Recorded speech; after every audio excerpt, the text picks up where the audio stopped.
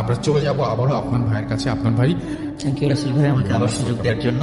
জি ভাইয়া এখন যেটি শেয়ার করবো এটা আমাদের রাজবাড়ির ঘটনা। জি, তো ঘটনাটি আসলে অনেক আগে, তো যার সঙ্গে ঘটেছিল আচ্ছা, মানে ওনার প্রফেশনটা ছিল কসাই, খুব বয়স খুব বেশি ছিল না, তো বয়স 20 থেকে 25-এর মধ্যে ছিল বয়স। ওনার বাড়ি ছিল রাজবাড়ির সদর থানার অধীনেই উড়াকান্দা নামক একটা জায়গা আছে, এটা একদম নদীর পাড়ে আর কি। আচ্ছা। একদম পাশে তো রাজবাড়ি তো পদ্মা নদীর পাশে অবস্থিত, বেশ একদম নদীর কাছাকাছি ওনার বাড়ি ছিল। উনি সাধারণত সন্ধ্যার পরে সাইকেল ছিল, সাইকেল চালিয়ে বাসায় চলে যেতেন, মানে এটা ছিল তার দৈনন্দিন মানে একটা কাজ আর কি। তো একদিন উনি কোনো কারণে বেশ কিছু কাজ শেষ করতে করতে দেরি হয়ে যেত, কারণ ওনাদের কাজটা ছিল রসুল ভাই ওই পরের দিন যেই পশুগুলো জবাই করা হবে সেগুলো একটু ম্যানেজ করে তারপর যেতেন আর কি। আচ্ছা। এই জন্য আবার কখনো কখনো একটা ম্যানেজ করতে একটু দেরি হয়ে যেত। তো ওই দিন কোনো কারণে একটু দেরি হয়ে যায়, উনি সাইকেল চালায় বাসার দিকে যাচ্ছিলেন। তো বাসার দিকে যাওয়ার সময় তো আমাদের ওই ওরাকান্দার যে রাস্তাটা আছে, যারা রাজবাড়ী জেলায় থাকবেন আছেন তারা জানেন, সেখানে দাঁতশি নামক একটা জায়গা পড়ে। দাঁতশি পার হয়ে ওরাকান্দা, এর মধ্যবর্তী জায়গাটা বেশ ফাঁকা, দুপাশে একদম ফাঁকা থাকে, এখনো ফাঁকা, এখনো মানে বেশ শুনশান জায়গা এটা। তো উনি যখন যাচ্ছিলেন তখন চাঁদের আলো, তো হঠাৎ করে দেখলেন রাস্তার পাশে একটি বিড়াল, এবং ওই বড় বিড়ালের সাথে ছোট ছোট বাচ্চা বিড়াল, মানে ওই ওটা হলো মা বিড়াল, সাথে 4-5টা তার বাচ্চা আর কি। তো রাস্তার পাশে মানে খেলা করছে আর কি। জি, আসলে উনি যেহেতু মানে অনেক সময় দেখা যাচ্ছে যে আমরা ভাইয়া যখন রাস্তায় যাই কোনো কারণ ছাড়াই দেখা একটা কুকুর যাচ্ছে, কুকুরকে আমরা একটা ঢেল মারি, অথবা আমরা কোনো বিড়ালকে আঘাত করি, এটা কিন্তু আমাদের অনেকেরই এই বদ অভ্যাসটা আছে। উনি যখন সাইকেল চালিয়ে যাচ্ছিলেন তো ওরার মধ্যে হঠাৎ করে একটা ডিয়ার লিসেনার, আজকে ইমেল এপিসোডটি অনেক ভয়ঙ্কর হতে চলেছে। আজকে ইমেল এপিসোডটি আজ রাসেল ভাইয়া, ডক্টর আলিফ ভাইয়া এবং আফরান ভাইয়া তারা নিজেরা উপস্থিত থেকে 3টি ঘটনা বলবেন। আমি সেই 3টি ঘটনা ধারাবাহিকভাবে আপনাদের সামনে উপস্থাপন করেছি। চলুন ঘটনাটি শুনে নেওয়া যাক। তার আগে চ্যানেলে নতুন হয়ে থাকলে চ্যানেলটি সাবস্ক্রাইব করবেন। চলুন চলে যাই ঘটনাতে। মানে মাথায় চেপে বসে উনি করলেন কি, সাইকেলটা হঠাৎ করে ওই যখন দেখলেন কাছাকাছি চলে আসছে, বিড়াল রাস্তা থেকে সরে না, তখন উনি ওই দুষ্টু চিন্তাটা মাথায় শুনি করে কি সাইকেলটা বিড়ালের গায়ের উপর দিয়ে চালায়। আচ্ছা। মনে মনে করছে এটা একটা ফান হিসাবে নিয়েছেন আর কি, মানে স্বাভাবিকভাবে আমরা তো পশুদেরকে আঘাত করি, উনি ওইভাবেই একটা ফান মজা হিসাবে এটা নিয়েছেন আর কি। তো উনি যখন এই কাজটি করেন, একবার পিছন দিকে তাকান, তখন দেখলেন যে ওই বড় বিড়ালটা খুব ছটফট করছে। মানে একটা পশুকে যদি জবাই করে ফেলা হয় তখন দেখা যায় যদি যখন ছটফট করে, লাফালাফি করে, বিড়ালটা ওইভাবে ছটফট করছে। তখন উনি একটু খুশি হন যে যাক আঘাত দিতে পারছি, ভালো, রাস্তার পাশে থাকবি কেন, এরকম একটা ভাব আর কি। তো উনি বাড়িতে চলে যান। তো এরপর রাসেল ভাই মানে যেটা হয় আর কি, এরপরে থেকে আসলে ঘটনাটা শুরু। আচ্ছা। তবে এই বিড়ালের সাথে কি ঘটনাটা ঘটেছিল সেটা আমি একটু বলে তারপর আমি মূল ঘটনাতে যাব। ওখানকার স্থানীয় যারা লোক, যারা কৃষি কাজ করতো, যখন ভোরবেলা তারা কৃষি কাজ করার জন্য এসেছে, তখন দেখে যে একটি বিড়াল এরকম মৃত অবস্থায় পড়ে আছে, এবং 4-5টা বাচ্চা ওই ওই বিড়ালের ডেড বডির পাশে বসে আছে। এখন যে লোকই মানে ওই বিড়ালটা রাস্তা থেকে সরাতে যায়, ওই বাচ্চাগুলো সরাতে দেয় না, মানে কিছুতে ওখান থেকে সরাতে দেবে না। আচ্ছা। তখন মানে ওরা বাচ্চাগুলো হয়তো বুঝতে পারছে এই ডেড বডিটা নিয়ে হয়তো ওরা কোথাও ফেলে দেবে, কিন্তু কোনো একজন ব্যক্তি, একজন ফজরের নামাজ পড়ে যখন আসছিলেন তখন দেখলেন এই অবস্থা, তখন বললেন যে এই বিড়ালটাকে এইভাবে ফেলে দেওয়া ঠিক হবে না, তো এটাকে আমরা দাফন করে দিই, মানে এমনি মাটিতে দাফন করে দিই। তখন উনি নামাজ পড়ে আসছিলেন, তখন অদ্ভুত ব্যাপার, উনি যখন ওই বিড়ালটার গায়ে হাত দিয়েছেন তখন বাচ্চা বিড়ালগুলো কিচ্ছু বলেনি, এবং যখন ওই বিড়ালটাকে নিয়ে যাচ্ছিল বাচ্চা বিড়ালগুলো পিছনে পিছনে যাচ্ছিল। যখন গর্ত করে, মানে ওই সময় স্থানীয় যারা ওই সময় উপস্থিত ছিলেন তাদের বর্ণনা অনুযায়ী যখন গর্ত করে বিড়ালটাকে মাটিতে পুঁতে দেওয়া হলো, তখন ওই বাচ্চা বিড়ালগুলো ওই মা বিড়ালের কবরের উপরে, মানে বিড়ালের যে কান্নাটা আর কি, সে মানে এটা খুব হৃদয় বিদারক একটা দৃশ্য ছিল। তো যাই হোক রাসেল ভাই, এরপরে কিন্তু ওই বাচ্চা বিড়াল মানে কয়েকদিন দেখা গিয়েছিল যে ওই মা বিড়াল ওই কবরের কাছে এসে কান্নাকাটি করতে, এরপর থেকে আর কখনো ওই বাচ্চা বিড়ালগুলোকে দেখা যায়নি। আচ্ছা। এরপরে যেটা হয় সেটা হচ্ছে যে ওই যে জলিল, যে যার কথা বললাম, যিনি ওই সাইকেলটা চালিয়ে দিয়েছেন, তার উপরে ওনার স্ত্রী আবার সন্তান সম্ভব ছিলেন। আচ্ছা। যখন ওনার স্ত্রী ওই সময় 8 মাসের হয়তো প্রেগনেন্সির ওই সময়টা ছিলেন, যখন 2 মাস পরে সন্তান ভূমিষ্ঠ হয়, তখন যে অদ্ভুত ব্যাপার যেটা খেয়াল করা যায় সেটা হলো ওই বাচ্চা মনে হয়েছিল যে ওই মায়ের পেটেই মানে তার মেরুদণ্ডটা মুচড়ে ভেঙে দিয়েছে আচ্ছা। এবং মৃত অবস্থায় সন্তান প্রসব হয়। তো এটা বলে যে এইভাবে তো হওয়ার কথা না। সবাই বলে যে এতদিনের যারা ওখানে ধাত্রী যারা ছিলেন বলে যে আমরা তো কখনো এরকম দেখি নাই। তারপরে হতেই পারে, কোনো কারণে হতেই পারে, হয়তো বা উনি আঘাত পেয়েছিলেন বা পড়ে গিয়েছিলেন, বলে যে এই কারণে হয়তো বা হতে পারে। আচ্ছা। তো এখানে এই বিষয়টা সবাই মোটামুটি শুরুর দিকে স্বাভাবিকভাবে নিয়েছিলেন। আর আসলে উনি ওই যে বিড়ালের গান করতে চালিয়ে দিয়েছিলেন, এটা কিন্তু কাউকে বলেন নাই। এটা উনি এতটাই স্বাভাবিকভাবে নিয়েছেন যেটা কাউকে বলারও উনি প্রয়োজন মনে করেন নাই। আচ্ছা। এরপর থেকে রাসেল ভাই ওনার বাসায় কিছু অদ্ভুত ঘটনা ঘটতে থাকে।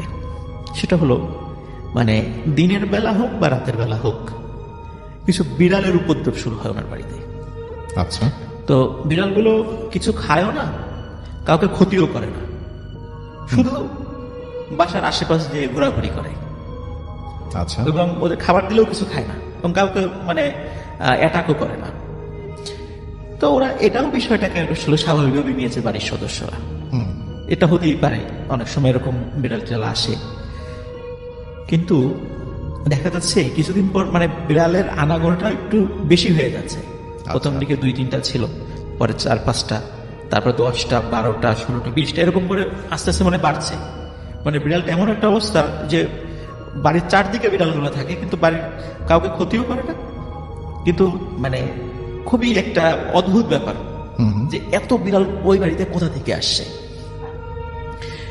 এর মধ্যে রাসেল ভাই একদিন মানে ওই জলিল যিনি, উনি রাতের বেলা, কারণ গ্রামের বাড়িগুলোতে সাধারণত ওয়াশরুমগুলো বাইরে থাকে, তো উনি রাতের বেলা ওয়াশরুমের জন্য বাইরে বের হন। সময়টা ছিল তখন শীতকাল। তো উনি হাতে একটা হারিকেন ছিল। আচ্ছা। তো হারিকেনটা নিয়ে বের হন। বের হওয়ার পর তো উনি মানে খেয়াল করছিলেন হারিকেনের আলোটার যে রেঞ্জ, যতটুকু আলো, ওই আলোটার ওই পাশে অসংখ্য বিড়ালের মতো মানে চোখ জ্বলছে। মানে দুটো চোখ, আমরা দেখি রাতের বেলা কুকুর বা বিড়ালের চোখ জ্বলে, মানে অসংখ্য এরকম চোখ চতুর্দিকে। আচ্ছা। কিন্তু আলোটার কাছে আসতে পারছে না, মানে আলোর মধ্যে আসছে না, আলোটার ওই পাশে আছে। তখন উনি চিন্তা করছেন হয়তো ওই বিড়ালগুলো হবে, কিন্তু উনি ভয় পান ওই সময় একটু। আচ্ছা। যে এতগুলো কেন, এটা কি অন্য কিছু? তখন উনি যেটা করেন সেটা হলো যে ওয়াশরুমে যাওয়াটা একটু দেরি করে উনি হারিকেনটা নিয়েই ওই বিড়ালগুলোকে তাড়া করা শুরু করেন। আচ্ছা। তখন তাড়া করার পরে দেখে সবগুলো চলে গেছে। তখন উনি যখন আবার ওয়াশরুমে যাবেন তখন দেখেন যে আগের থেকেও দ্বিগুণ পরিমাণ বিড়াল চতুর্দিকে। আচ্ছা। তখন উনি চিন্তা করেন মনে হয় যে দিনের বেলা মানে এগুলা গিয়ে আরগুলোকে ডেকে নিয়ে আসছে, উনি এটা মনে করেন। উনি আবার সেগুলোকেও তাড়িয়ে দেন। তখন মনে হলো যেগুলো তাড়িয়েছে তার থেকেও আরো দ্বিগুণ পরিমাণ বিড়াল চলে আসছে এখানে, এবং ওই আলোর ভিতরে তার আসতে পারছে না। আচ্ছা। তখন উনি চিন্তা করেন এটা মোটেও স্বাভাবিক বিষয় নয়। তখন উনি যেটা করেন সেটা হলো যে তখন উনি ওনার ঘরের দিকে যেতে থাকেন। এর মধ্যে কি হয় রাসেল ভাই, আসলে ওই হারিকেনটাতে আবার তেল ছিল খুবই কম, এটা উনি খেয়াল করেন নাই। উনি দেখলেন যে হারিকেনের তেলটা ফুরিয়ে গেছে, যে কোনো সময় হারিকেনটা বন্ধ হয়ে যাবে। এবং উনি খেয়াল করছেন এই আলোর রেঞ্জের মধ্যে তো আসতে পারছেন। উনি এটাও বলছেন যে যখনই এই আলোটা বন্ধ হয়ে যাবে তখনই এই বিড়ালগুলো আমাকে অ্যাটাক করবে। তখন উনি ঠিক ঘরের কাছাকাছি যখন আসার পরে হারিকেনটা ফেলেই এক দৌড়ে ঘরে চলে যান। তখন উনি জানালা দিয়ে দেখেন যে হাজার হাজার বিড়াল ওনার দরজার বাইরে। আচ্ছা।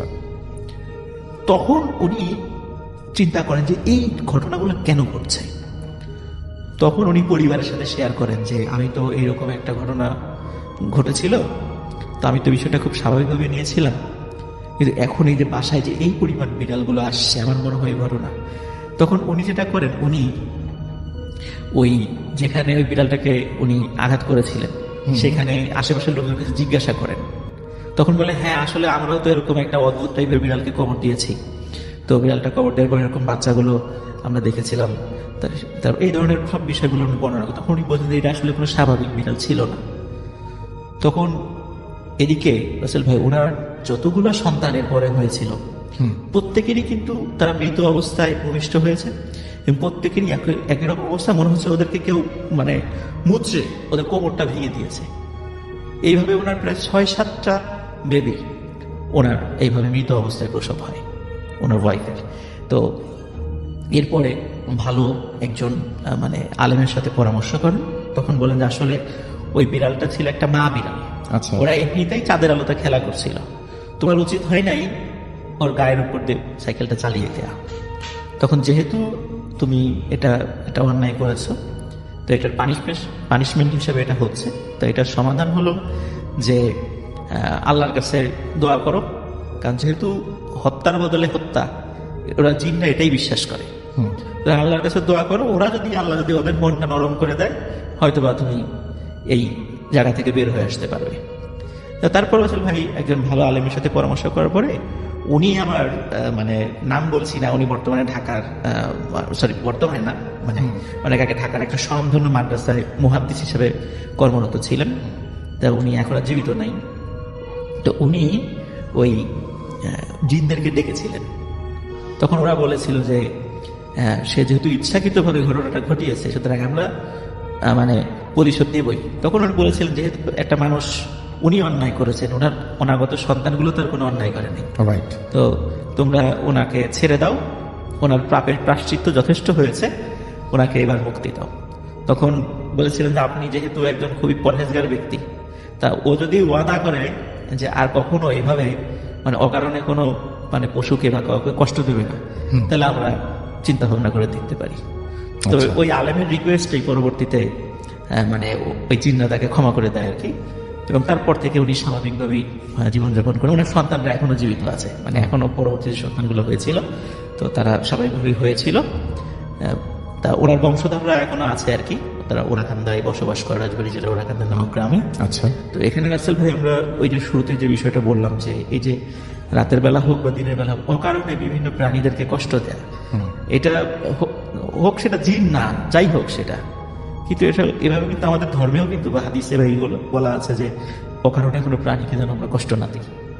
তো যে কোনো সময় এই ধরনের একটা বিপদ চলেই আসতে পারে। Thank you so much. আমার ঘটনাটা বেসিক্যালি মাছ ধরা কেন্দ্র করে। তো আমি ছোটবেলা থেকেই মাছ ধরার প্রতি আমার খুবই নেশা ছিল, এখনও নেশা আছে। সেক্ষেত্রে অ্যাবাউট 8 ইয়ার্স অ্যাগো, 8 বছর আগে বর্ষাকালে আমি তখন নানাবাড়ি থেকে পড়াশোনা করতাম।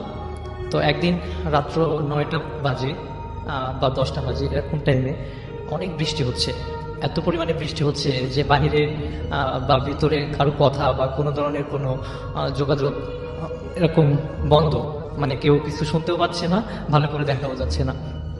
তো এক পর্যায়ে আমার মামা আমাকে বলল যে আজকে অনেক মাছ হতে পারে নদীতে। তো যে কথা সেই কাজ, আমরা দুই মামা ভাগ্নে আমরা রাত্রেবেলা 12টার দিকে বের হয়ে পড়ি মাছের সন্ধানে, মাছ ধরার সন্ধানে। তো ফার্স্ট টাইমে আমরা বিলের এক ধারে গেলাম, সেখান থেকে অনেকক্ষণ মাছ ধরলাম।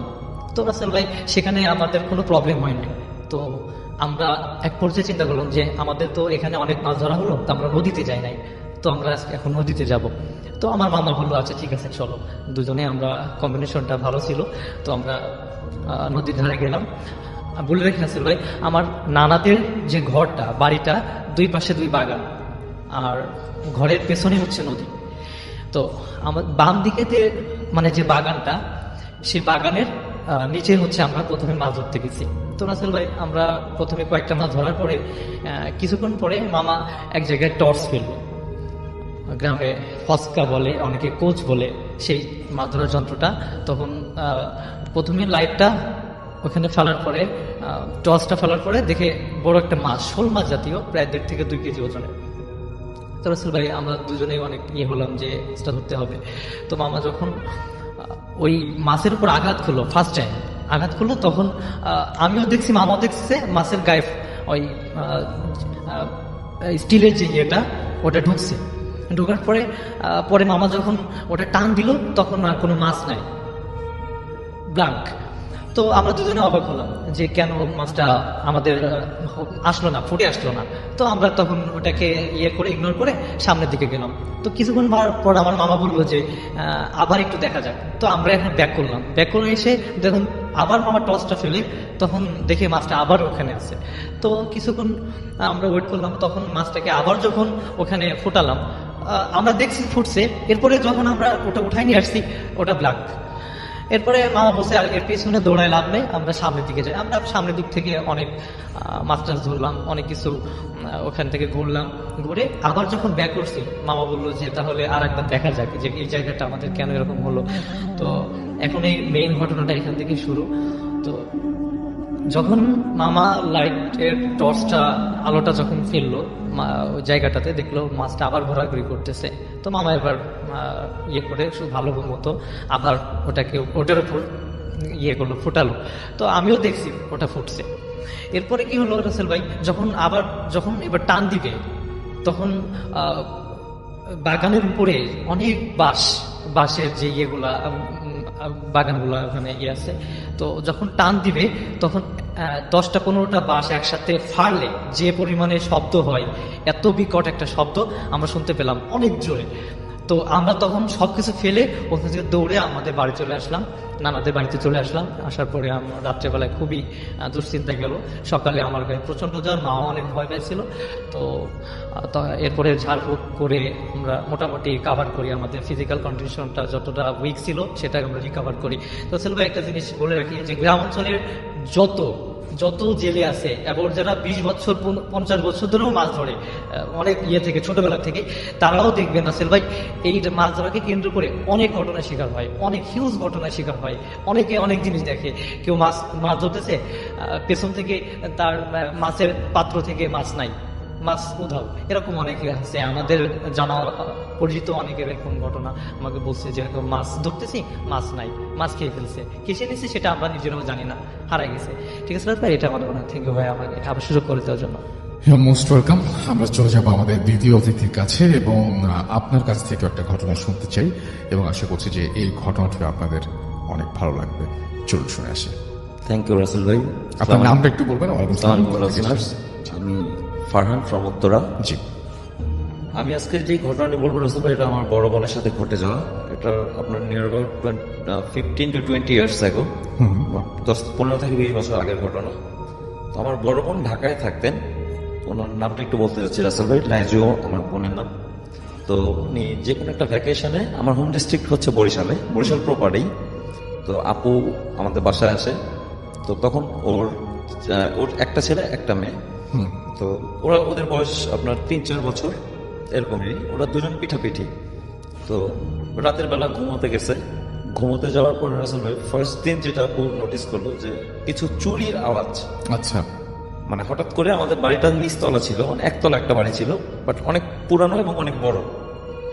তো এরপর যেটা হলো, আপু কিছু চুরির সাউন্ড শুনতে পেলো। তো এরপর আপু একটু স্কেয়ার্ড হয়ে যায়, বাট ওদিনকার আসলে জার্নি করে ঢাকা থেকে গেছে, তো টায়ার্ড থাকার কারণে ওইভাবে নোটিস করেনি, মানে ঘুমায় পড়ছে। সেকেন্ড দিন রাসেল ভাই এই জিনিসটা আবার একই টাইমে আবার সে এটা নোটিস করতেছে এবং শুনতেছে। আপু এমন ভাবে ফিল করতেছে যে চুরি সাউন্ড হচ্ছে, সাথে কেউ হয়তো বা উপরে আপনার দৌড়চ্ছে বা নাচতে যেমন একটা ধুম ধুম একটা সাউন্ড হয়, এই টাইপের একটা সাউন্ড হচ্ছে। দেন পরের দিন ঘুম থেকে উঠে আমার মায়ের সাথে আপু ঘটনাটা শেয়ার করলো। তো মা আসলে ওইভাবে জিনিসটা করে না। মা বলছে যে তুমি একটু সাবধানে থাকো, আর তোমার ছোট ছোট বাচ্চা এদের নিয়ে তুমি একটু সাবধানে থাকো, বেশি সন্ধ্যার পরে বা খোলা আকাশের নিচে খুব একটা বেশি বাইরে থেকো না। আচ্ছা। তো থার্ড ডেতে রাসেল ভাই আপনার টাইমটা হচ্ছে 2:30 to 3 AM এরকমের। তো এই টাইমে আপু হঠাৎ করে শুনতেছে যে চুরির সাউন্ড, সাথে আপনার ঘুঙুরের আওয়াজ, মানে পায়ে ঘুঙুর নাচের সময় যে ঘুঙুরটা পড়ে, এটার মানে সাউন্ড প্রচন্ড প্রকট আকারের সাউন্ড হচ্ছে। তো কিছুক্ষণ শোনার পরে আপু উঠে বসলো। আচ্ছা। বসার পরে মনে হচ্ছে আপুর কাছ থেকে যেটা শুনলাম যে আপনার সাউন্ডটা মনে হচ্ছে আপু ফিল করতেছে যে তার রুমেই সাউন্ডটা হচ্ছে, তার রুম থেকে সাউন্ডটা আসছে। দেন আপু খুব স্কেয়ার্ড হয়ে গেল এবং একটু পরে সে আমার সাউন্ডটা থেমে গেল। আপু দোয়া পড়তেছে। তো এরপর যেটা হয়েছে, আপু শুয়ে পড়লো। শোয়ার কিছুক্ষণ পরে হঠাৎ করে মশারি টাঙানো তো রাসেল ভাই, তো মশারি মানে তখন বাইরের যে একটা আমাদের মানে বরিশালের আপনার বাসাটা ছিল এরকম যে জানলা খোলা থাকলেও সমস্যা হতো না, ঠিক আছে, ওই টাইমটা এরকম একটা টাইম ছিল। তো জানলা খোলা ন্যাচারালি আপনার যেই রাতের বেলা যে চাঁদের আলোটা ওটা মোটামুটি একটা ইয়া আছে। তো ওই আলো থেকে আপু দেখতেছে যে মানে 5-6 বছরের কিছু ছেলে মেয়ে মানে বাচ্চা লাইক আপনার মানে এরকম এদের ছায়া দেখতেছে। আচ্ছা। তো আপু দেখে খুব ঘাবড়ে গেল, ঘাবড়ে যে আম্মাকে ডাকলো, বাট আম্মা শুনতেছে না, দরজা তো সময় যে যাবে দরজা আটকে ঘুমাচ্ছে।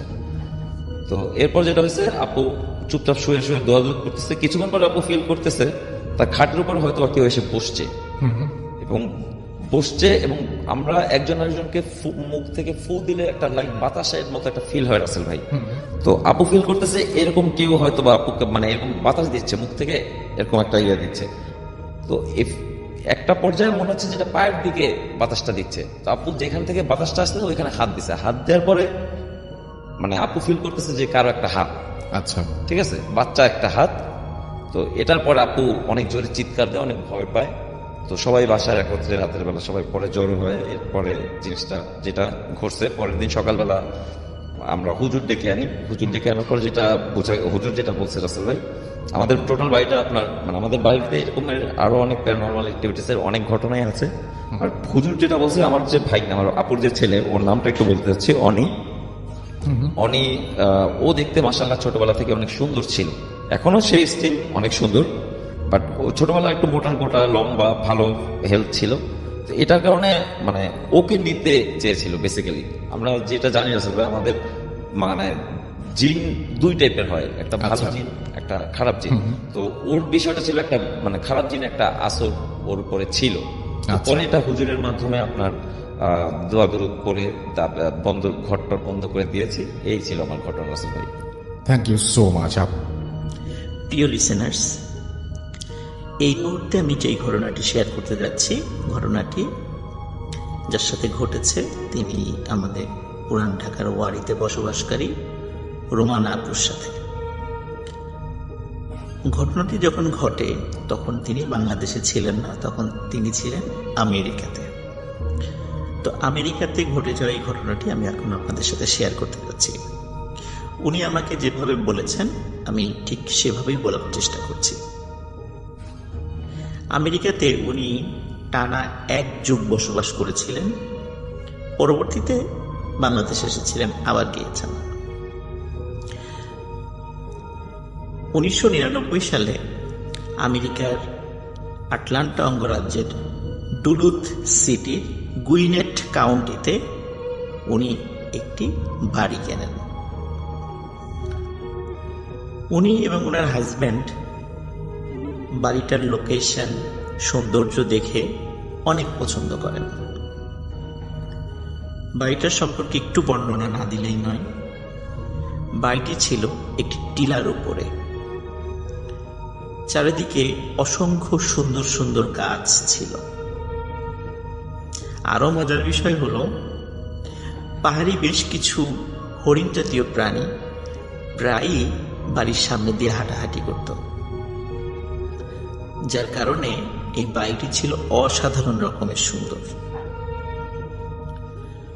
ওনারা যখন বাড়িটি কেনার সময় জানতে পারেন বাড়িটিতে একজন একটা চাইনিজ ফ্যামিলি বসবাস করত। তারা বাড়িটি ছেড়ে দিয়ে চলে যান। তারা কেন চলে যান সে সম্পর্কে যখন তথ্য নেন জানতে পারে তাদের বদলিজনিত কারণে তারা এই এলাকা ছেড়ে চলে যাচ্ছেন। তাই এই বিষয় নিয়ে আসলে তাদের কোনো কৌতূহল আর সৃষ্টি হয়নি। বাড়িতে রোমানা আপুর পরিবার যখন প্রবেশ করে তখন প্রথমেই তাদের কাছে একটু ব্যতিক্রম লাগে। সেটা হচ্ছে বাড়িতে ঢোকার পরপরই সেই বাড়ির ভেতরকার ইন্টেরিয়র যে কালার এবং অদ্ভুত রকমের এক ধরনের স্মেল পায়, যেটা তারা এই স্মেলটা এবং কালারগুলোর সাথে তারা অতটা পরিচিত ছিল না। যার কারণে স্বাভাবিকভাবেই উনি ওনার হাজব্যান্ডের সাথে পরামর্শ করে ইন্টেরিয়র যে কালার এটা চেঞ্জ করে ফেলেন, যার ফলে আগে এক ধরনের একটা স্মেল বা একটা গন্ধ আসতো সেটাও পরিবর্তিত হয়ে যায়, একদম স্বাভাবিক হয়ে যায়। 1999 সালে ওনারা এই বাড়িটি কেনেন। বাড়িটি কেনার পর একটানা প্রায় 4 বছর কোনো সমস্যা হয়নি, একদম স্বাভাবিক এবং অসাধারণ রকমের সুন্দর বাসা ছিল। উনি, ওনার হাজবেন্ড এবং ওনার সন্তানরা খুব ভালোভাবেই সেখানে বসবাস করছিলেন।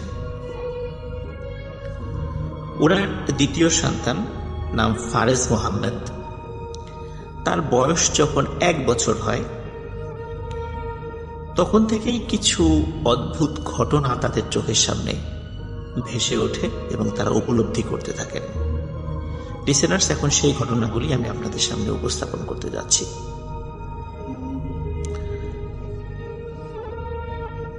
প্রথম দিকে যে বিষয়গুলো ঘটে সেটা হচ্ছে যে অদ্ভুত রকমের এক ধরনের দরজায় নক করার শব্দ তারা শুনতেন। তো এমন একটি বিষয় রোমানা আপু ফলো করেন, সেটা আমি আপনাদেরকে এখন শোনাতে চাচ্ছি। সেটা হচ্ছে যে রোমানা আপু যেই রুমটাতে থাকতেন তার হাজবেন্ডের সাথে, এটি ছিল দোতলাতে, এবং দোতলাতে রুমটা এমন যে নিচতলাতে মেইন এন্ট্রান্সে যদি কেউ আসে এবং দরজায় নক করে বা কলিং বেল টেপে তাকে দেখা যায়, দোতলা থেকে জানালা দিয়ে তাকে স্পষ্টভাবে দেখা যায়। একদিন রাতে হঠাৎ করে দরজায় নক করার শব্দ হচ্ছে।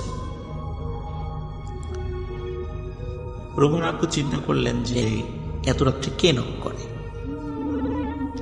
উনি জানালা দিয়ে উকি দিয়ে দেখেন দরজায় কেউ নেই। উনি অবাক হন, কি ব্যাপার, আমি স্পষ্ট দরজায় নক করার শব্দ শুনছি, এবং শুধু উনি একা শুনছেন না, ওনার হাজবেন্ডও সেটা শুনছেন। তাহলে দরজায় কে নক করছে? কারণ যেই দরজা থেকে নক করার শব্দ আসছে সেটা কিন্তু ওই এন্ট্রান্সের বা প্রবেশের যে দরজা সেটাই ছিল। ওনারা খুবই অবাক হন, কি ব্যাপার, এমনটা কেন হচ্ছে। প্রথম দিন চিন্তা করেছেন এটা হয়তো বা তাদের ভুল হতে পারে। এমন ঘটনা মাঝে মাঝেই ঘটত। আরো অদ্ভুত ব্যাপার হলো, দরজাতে কিন্তু কলিং বেল ছিল, কিন্তু কলিং বেল কখনো কেউ বাজাতো না, শুধু মধ্যরাত্রে এসে দরজায় ঠক ঠক ঠক ঠক শব্দ করত।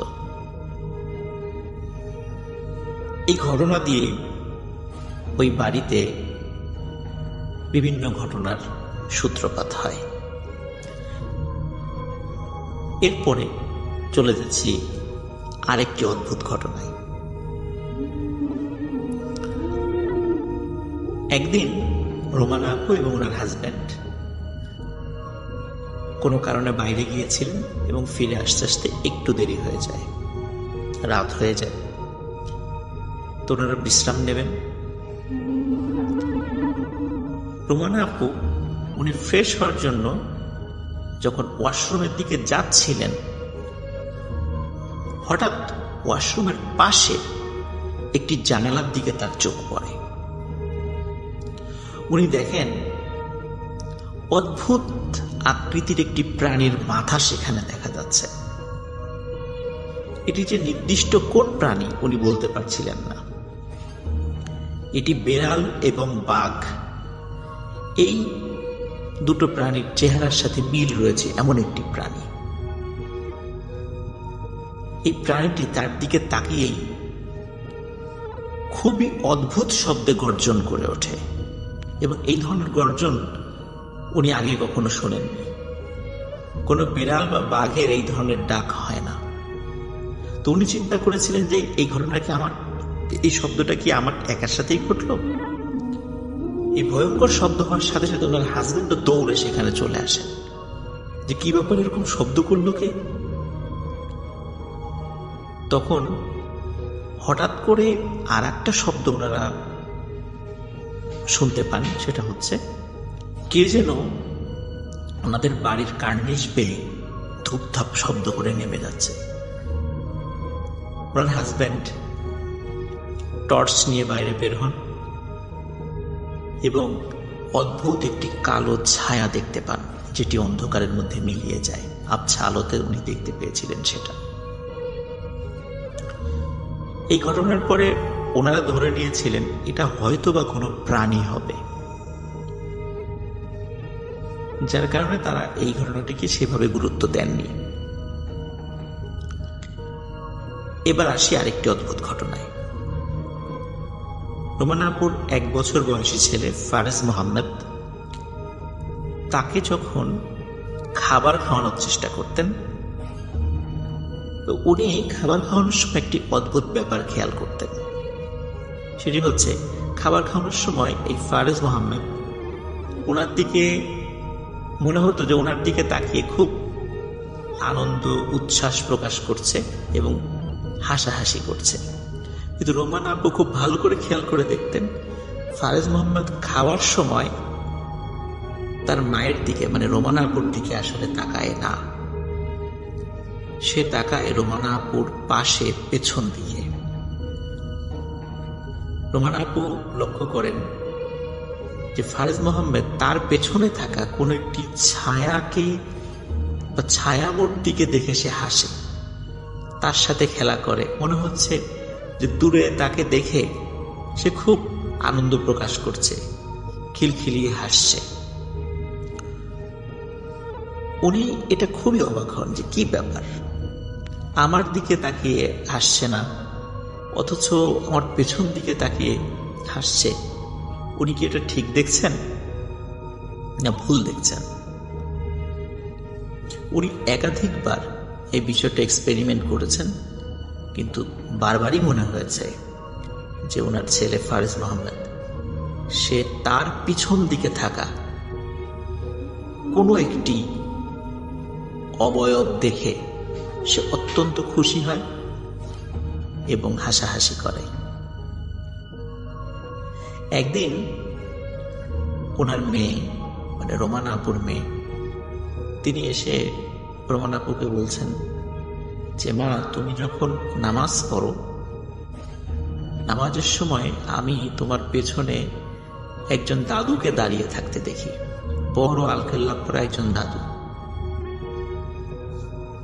রোমানা আপু বিষয়টা একটু সিরিয়াসলি নেন যে আসলে এখানে কি হচ্ছে, বিষয়টি বোঝার চেষ্টা করেন।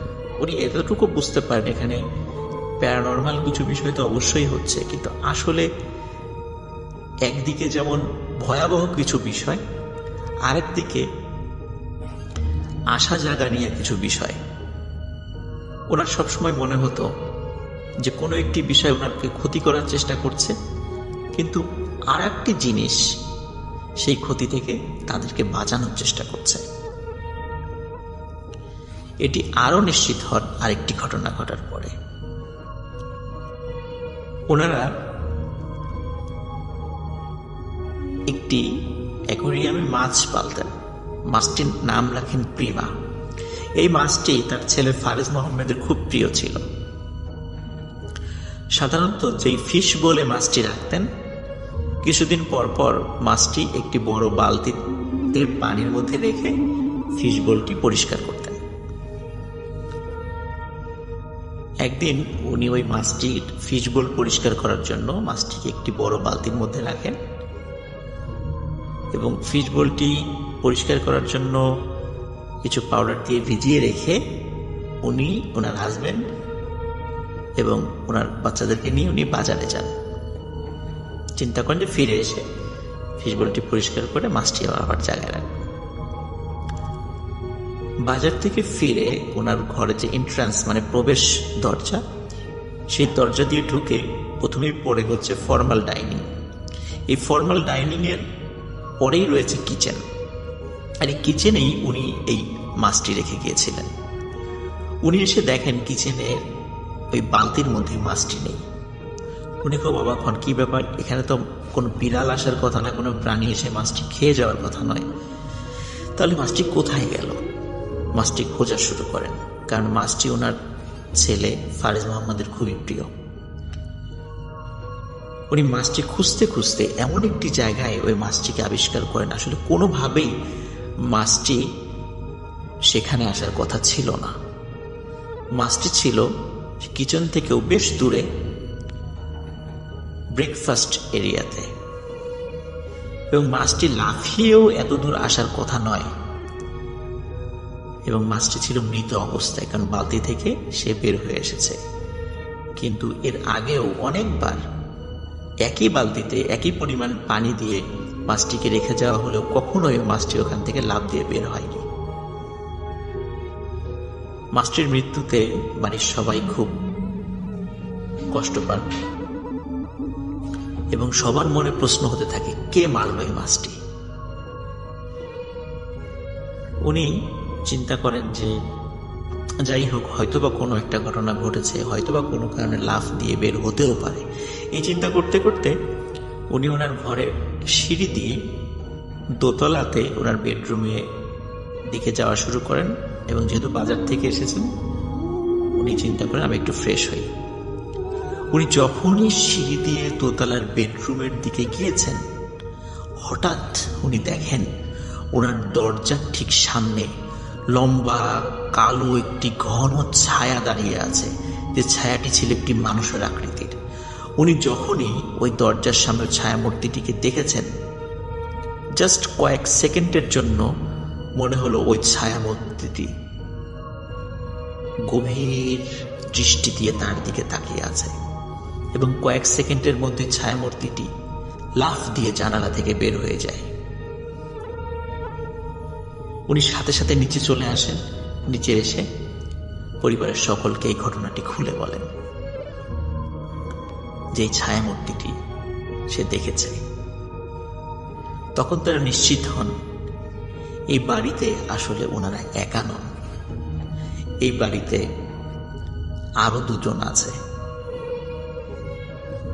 যার একজনের আকৃতি ঘন কালো মেঘের মতো একটি কালো ছায়া, আর একজনের আকৃতি শুভ্রতার পরিপূর্ণ একটি প্রতিমূর্তি। হয়তোবা ওই বাড়িতে ওনারা যতদিন ছিলেন, ওই কালো ছায়ামূর্তির বিপরীতে ওই শুভ্র প্রতিমূর্তিটা লড়াই করে তাদেরকে হেফাজত করেছে। ওনারা ওই বাড়িতে তারপরেও আরো বেশ কিছুদিন ছিলেন। পরবর্তীতে ওই বাড়িটি বিক্রি করে দিয়ে ওনারা আর একটা অ্যাপার্টমেন্টে ওঠেন, কারণ প্রতিনিয়তই এই ধরনের ভয়াবহ ঘটনা যেহেতু ওনাদের সাথে ঘটতে থাকে, এই কারণে ওনারা আসলে ওই বাড়িতে থাকাটা ওয়াইজ ডিসিশন মনে করেননি। লিসেনার, আপনারা একবার ভাবুন যে আপনার বাড়িতে দরজায় নক করছে, অথচ আপনি জানালা দিয়ে দেখছেন দরজায় কেউ নেই। চাইলে কলিং বেল বাজাতে পারতো, কিন্তু কলিং বেল বাজাচ্ছে না, দরজাতে নক করছে ঠক ঠক ঠক ঠক, কিন্তু আপনি দেখতে পাচ্ছেন ভেতর থেকেই যে দরজায় কেউ নেই। এমনই বিভিন্ন ঘটনার সাক্ষী রোমানা। আমেরিকার আটলান্টা ডুলুথ সিটির কুইনেট কাউন্টিতে থাকা ওনার বাড়ির এই ঘটনাটি উত্তরক্রমে লিসেনারদের জন্য উনি আমাদের সাথে শেয়ার করেছেন। অসংখ্য ধন্যবাদ রোমানা আপুকে, অসংখ্য ধন্যবাদ লিসেনারদেরকে যারা ধৈর্য ধরে এই ঘটনাটি শুনেছেন। আশা করি সবার ভালো লেগেছে। ভালো থাকবেন, সুস্থ থাকবেন। আসসালামু আলাইকুম। রাসেল ভাই, এখন যে ঘটনাটা বলতেছি এটা আমার দাদির সাথে ঘটে যাওয়া ঘটনা। আমার দাদির নাম নূরজাহান বেগম, আর এটা ঘটনাটা খুবই মর্মান্তিক একটা ব্ল্যাক ম্যাজিকের ঘটনা রাসেল ভাই, যেটা আমি আমার বাবার মুখ থেকে শুনে সংগ্রহ করে আপনাকে শেয়ার করছি। খুবই মর্মাহত একটা ঘটনা। যাই হোক রাসেল ভাই, আমার আগের ঘটনাটা বলার জন্য আপনাকে অনেক ধন্যবাদ। এটা আমার দ্বিতীয় ঘটনা। তো রাসেল ভাই, এটা অনেক আগের ঘটনা। ঘটনাটা ঘটে 1952-53 সালের দিকে। তখন আমার বাবা ছোট, বাবা জন্মগ্রহণ করে। আমার বাবাদের 4 ভাই 3 বোন। পরবর্তীতে দাদা আবার বিয়ে করার কারণে আরো 2 বোন ওই ঘরে জন্মগ্রহণ করে। তো যাই হোক, রাসেল ভাই আমার ঘটনার মাধ্যমে আপনি বুঝতে পারবেন পরবর্তীতে তাদের ভাই বোনের বিষয়টা। তো আমার বাবা কলেজে ফার্স্ট ইয়ারে, তো ওই সময় হঠাৎ করে একদিন সন্ধ্যাবেলা আব্বা দাদা তখন তারা হাট করতো, হাটে হাটে যে মালামাল বিক্রি করতো। আমাদের কাপড়ের বিজনেস ছিল, এখনো আসছে, এটা আমাদের পৈতৃক বিজনেস। তো সেই আমলে তো গাড়ি ঘোড়া তেমন ছিল না, গরু গাড়ি বা ঘাড়ে করেই মালামাল নিয়ে অনেক পথ, 10-15 কিলো পথ হেঁটে যে হাট করে আবার ফিরে আসতে হইতো রাসেল ভাই। তো এরকম একটা হাটের দিনে বাসায় কেউ নাই, দাদি আর ছোট ছোট বাচ্চারা। তো হঠাৎ করে দাদি রান্না বান্না করে উঠোনের মধ্যে আসছে, আসার পরে হঠাৎ করে আর দাদিকে পাওয়া যায় না। অনেক খোঁজাখুঁজির পর 2 দিন পরে বাড়ির পাশে একটা বাঁশের ঝাড় ছিল, সেই বাঁশের ঝাড়ে কয়েকজন মানুষ দেখতে পায়, তাকে বাসায় নিয়ে আসা। তো বাসায় নিয়ে আসার পর থেকে তার প্যারানর্মাল অ্যাক্টিভিটিস শুরু হয়ে যায়। সে কোনো কথা বলতে পারে না, সে এক প্রকারের গোঙাগুঙি করে, অনেক ছটপট করে, অনেক কষ্ট হচ্ছে এরকম বোঝা যায়। তো আব্বা তখন দোয়া কালাম করে দাদিকে ফু দেয়, ফু দেওয়ার পরে আয়াতুল কুরসি 100 বার পাঠ করে ফু দেয়। তারপরে একটু ঠান্ডা হইলে আব্বা কোরআন শরীফ বের করে দাদির বুকের উপরে নিয়ে পড়ে। যতক্ষণ কোরআন শরীফ পড়ে ততক্ষণ ভালো, কিন্তু রাত যত বেশি হতে থাকে দাদির অবস্থা আরো খারাপ হতে, দাদি কিছু বলতে পারে না, শুধু গঙ্গায়। তো আব্বা এই ইনসিডেন্টটা দেখার পরে অনেক কবিরাজের কাছে যায়।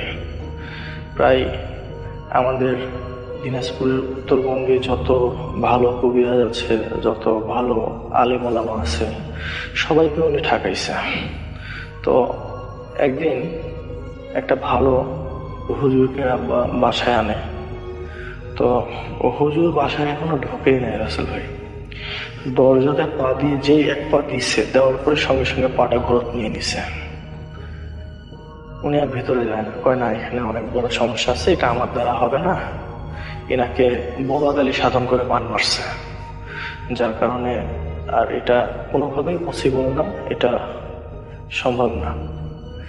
আরেকটা বিষয় রাসেল ভাই, যখন পূজা হয়, এক কথায় কালী তো হিন্দু সম্প্রদায়ের, তো যখন পূজা হয়, যে কোনো পূজা, যেমন কালী পূজা, দুর্গা পূজা, সরস্বতী পূজা, এই পূজাগুলোর সময় আমার দাদিকে বাসায় রাখা যায় না। উনি এক প্রকারে মনে করেন যে এমন একটা অবস্থা হয়, উনি আন্দাজে নাচতে থাকে, নাচতে নাচতে কাপড় খুলে চলে যায়, বাসায় রাখা যায় না। বের হতে হতে একদম পূজা মণ্ডপে যায় নাচানাচি শুরু করে। আমার আব্বা আবার কাপড় চোপড় নিয়ে যায়, নানিকে পড়ায়, আবার কোনো রকমে ধরে বাসায় নিয়ে আসে, আবার সেই রকম রিচুয়াল করে, দোয়া কালাম পড়ে, বুকের উপরে কোরআন শরীফ বের করে পড়ে। এইভাবে করে কিছুদিন দিন যাচ্ছে। তো এক পর্যায়ে এই ইনসিডেন্ট শুরু হয় রাসেল ভাই। আসলে আমার দাদিকে যে পান মারছে, ইনি খুবই একটা খারাপ মানুষ, আমাদের বাসার পাশেই ওনার বাসা। তো উনি এই কাজগুলো করতেন। আসলে উনি আমার দাদিকে পছন্দ করতেন। আমার দাদি অনেক সুন্দর একটা মানুষ ছিল, উনি ওনাকে পছন্দ করতেন, ওনার সঙ্গে বিয়ে হওয়ার কথা ছিল, কিন্তু বিয়ে হয়নি, যার কারণে উনি এইভাবে বানটা মারছে। তো একদিন কালী পূজার রাতে দাদা আব্বা সবাই হাটে গেছে।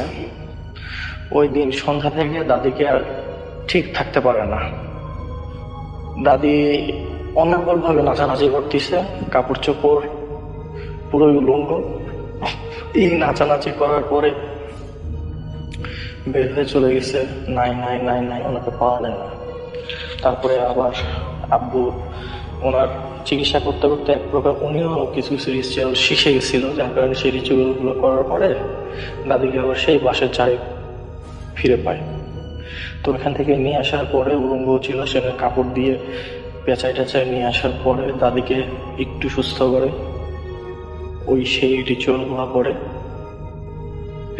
করার পরে দাদি একটু সুস্থ হয়। তখন দাদি বাবাকে বলে যে বাবা, তুই আমার ইজ্জত দেখছিস, তুই আমার বাপ, আমি দোয়া করে গেলাম, তুই আজীবন দুধ-ভাতে খাবি, আমি মনে হয় বেশি দিন বাঁচবো না বাবা, তুই আমার যে খেদমত করছে আল্লাহ পাক তোকে কখনো ঠেকাবে না, তুই অবশ্যই জান্নাত পাবি বাবা। তো এরকম কষ্ট ভোগ করতে করতে আমার দাদি এক প্রকার মারা যায়। তারপরে জানতে পারা যায় যে আসলে এই কাজটা কে করছে বা কেন করছে। তো রাসেল ভাই, আসলে ব্ল্যাক ম্যাজিক এমন একটা খারাপ জিনিস, এখন তো আমাদের বাংলাদেশে বা পৃথিবীতে মানুষকে মারতে অস্ত্রের প্রয়োজন হয় না, টেকনোলজিক্যাল ওয়েপনগুলো দিয়ে মানুষকে মারা হচ্ছে, যেমন ধরেন corona, swine flu, bird flu, এরকম। তো আগের যুগে তো এরকম কিছু ছিল না, আগের যুগে এই জিনিসটাই খুবই প্রচলিত ছিল এবং খুব কাজে দিত, যার কারণে মানুষরা হিংসার বশে, অহংকারের বশে, কোনো কিছু পাওয়ার লোভে এই কাজগুলো করত। আসলে যারা এই ধরনের ব্ল্যাক ম্যাজিকের মধ্যে পড়ে তারাই এই কষ্টটা কেমন করে সাফার করে শুধু তারাই জানে রাসেল ভাই। তো আমার বাবা আসলে এই ব্যাপারটাতে খুবই মর্মাহত। আমার বাবা এক প্রকারে এই ঘটনাটা বলতে বলতে এটাই বলছিল, আসলে হাজার হলেও মা যদি চোখের সামনে তিলে তিলে মারা যায় কে সহ্য করবে রাসেল ভাই। যাই হোক, ঘটনাটা যদি ভালো লাগে তাহলে লিসেনারদেরকে জানাবেন। আর একটা কথা বলি রাসেল ভাই, যে পক্ষ ব্ল্যাক ম্যাজিক করে আর যে পক্ষ ব্ল্যাক ম্যাজিকের অত্যাচার সহ্য করে, দুইজনেই ক্ষতিগ্রস্ত হয় রাসেল ভাই। যে আমার দাদিকে ব্ল্যাক ম্যাজিক করছিল, যেটাই বাবাকালী সাধন করে যে বানটা মারছিল, সে বেচারা যখন মারা যায়, সে প্রায় অনেক কষ্ট করে মারা গেছে। সে মরার আগে বেডে মনে করেন যে পায়খানা করে বেড থেকে উঠতে পারে না, অনেক একটা হিজিবিজি অবস্থা, অনেক অবহেলার মাধ্যমে সে মারা গেছে। তার মারা যাওয়ার সময় কবরে তেমন একটা মানুষও হয়নি, জানাজাতে খুব কম মানুষ জানতো আগে থেকে যে উনি একজন খারাপ মানুষ। আর আমাদের বাড়ির পাশে দেওয়ালে বাসা, তো ওনারও কতগুলো রিচুয়ালের ঘটনা আছে, এগুলো আমার নিজের চোখে দেখা রাসেল ভাই, এগুলো আমি যদি পারি আপনাকে শেয়ার করব। থ্যাংক ইউ রাসেল ভাই। আমরা যেটা করবো সেটা হচ্ছে এখন সরাসরি একটা অডিও ক্লিপে চলে যাবো, সেই অডিও ক্লিপটা শেষ করে আবারও ফিরে আসবো সেই নতুন অতিথি নিয়ে। সেই পর্যন্ত আমাদের সঙ্গে থাকুন। Stay tuned to radio Foorti FM and do Foorti. আসসালামু আলাইকুম রাসেল ভাই, আমি জানি আপনি সবসময় ভালো থাকেন এবং ভালো তো, তাই জিজ্ঞেস করলাম না কেমন আছেন। আমি আজকে আপনাদের সাথে একটি ঘটনা শেয়ার করব, যে ঘটনাটি আমার ফ্রেন্ড জনির সাথে ঘটা। জনি এখানেই থাকে, সে একজন পর্তুগিজ। সো কথা না পারি আমি সরাসরি ঘটনায় চলে যাই। ঘটনাটি ঘটে আজ থেকে 18 থেকে 19 বছর আগে। জনি তখন নতুন স্কুলে ভর্তি হয়। কথা আগে থেকে বলে রাখা ভালো, পর্তুগালে কিছু স্পেসিফিক নিয়ম আছে, যেমন নতুন কোনো বাচ্চা স্কুলে ভর্তি হলে তার মা প্রথম 2 বছর বা 1 বছর তাকে দিয়ে আসতে হয় স্কুলে এবং নিয়ে আসতে হয় স্কুল থেকে। সো জনি আমাকে যেভাবে ঘটনাটি বলছে আমি ঠিক তার মতো করে ঘটনাটি আপনাদের সাথে শেয়ার করছি। সেদিন ছিল স্কুলের প্রথম দিন। আমি খুব বেশি উৎসাহী ছিলাম আমার স্কুল নিয়ে। আমার মা আমাকে স্কুলে দিয়ে আসে এবং বাকি সব বাচ্চার মতো আমি স্কুলে যাই, ক্লাস করি, সবার সাথে পরিচিত হই। তো যখন স্কুল ক্লাস প্রায় শেষ, ঠিক তখনই আমি লক্ষ্য করি আমাদের ঠিক শেষ বেঞ্চে একটি বাচ্চা বসে আছে। সো বাচ্চাটি একদমই অদ্ভুত ছিল। এই কারণে যে সে জাস্ট লাস্ট বেঞ্চে বসতো, কারোর সাথে কোনো কথা বলতো না, নিচের দিকে তাকিয়ে কিছু একটা করতো অথবা লিখতো। প্রথম দিন ব্যাপারটা একদমই সিম্পল লাগে, কিন্তু যখন কন্টিনিউয়াসলি ব্যাপারগুলি ঘটতে থাকে, যে সে প্রতিদিনই আসছে ক্লাসে, সে একদম লাস্টের বেঞ্চে বসছে, কারোর সাথে কথা বলছে না, কারোর দিকে তাকাচ্ছেও না, নিজের মতো করে নিচের দিকে তাকাচ্ছে আর কিছু একটা লিখতেছে অথবা করতেছে। ক্লাসের প্রথম সপ্তাহ আমাদের শেষ হয়ে যায় এবং সপ্তাহের শেষে একটি ক্লাস টেস্ট হয়। তো ক্লাস টেস্টের রেজাল্ট দেওয়ার পর আমার না খুব বেশি ইচ্ছে হচ্ছিল যে ছেলেটার সাথে আমি একটু কথা বলবো। তো আমি ক্লাস টেস্টের রেজাল্ট জানার জন্য তার কাছে যাই, তাকে জিজ্ঞেস করি যে তোমার নাম কি। সে জাস্ট আমার দিকে তখনই তাকায়, তাকানোর পর কিছু না বলে আবার নিচে দিকে তাকায় এবং কিছু একটা করে। অনেক বেশি ইচ্ছা থেকে আমি একটু জাস্ট মাথা উঁচু করে দেখতে চাই যে সে কি করছে। অ্যাট দ্যাট টাইম আমি দেখি যে সে একটি স্কেচ করছে, যে স্কেচটি 4 থেকে 5 বছরের একটা বাচ্চার করা ইম্পসিবল।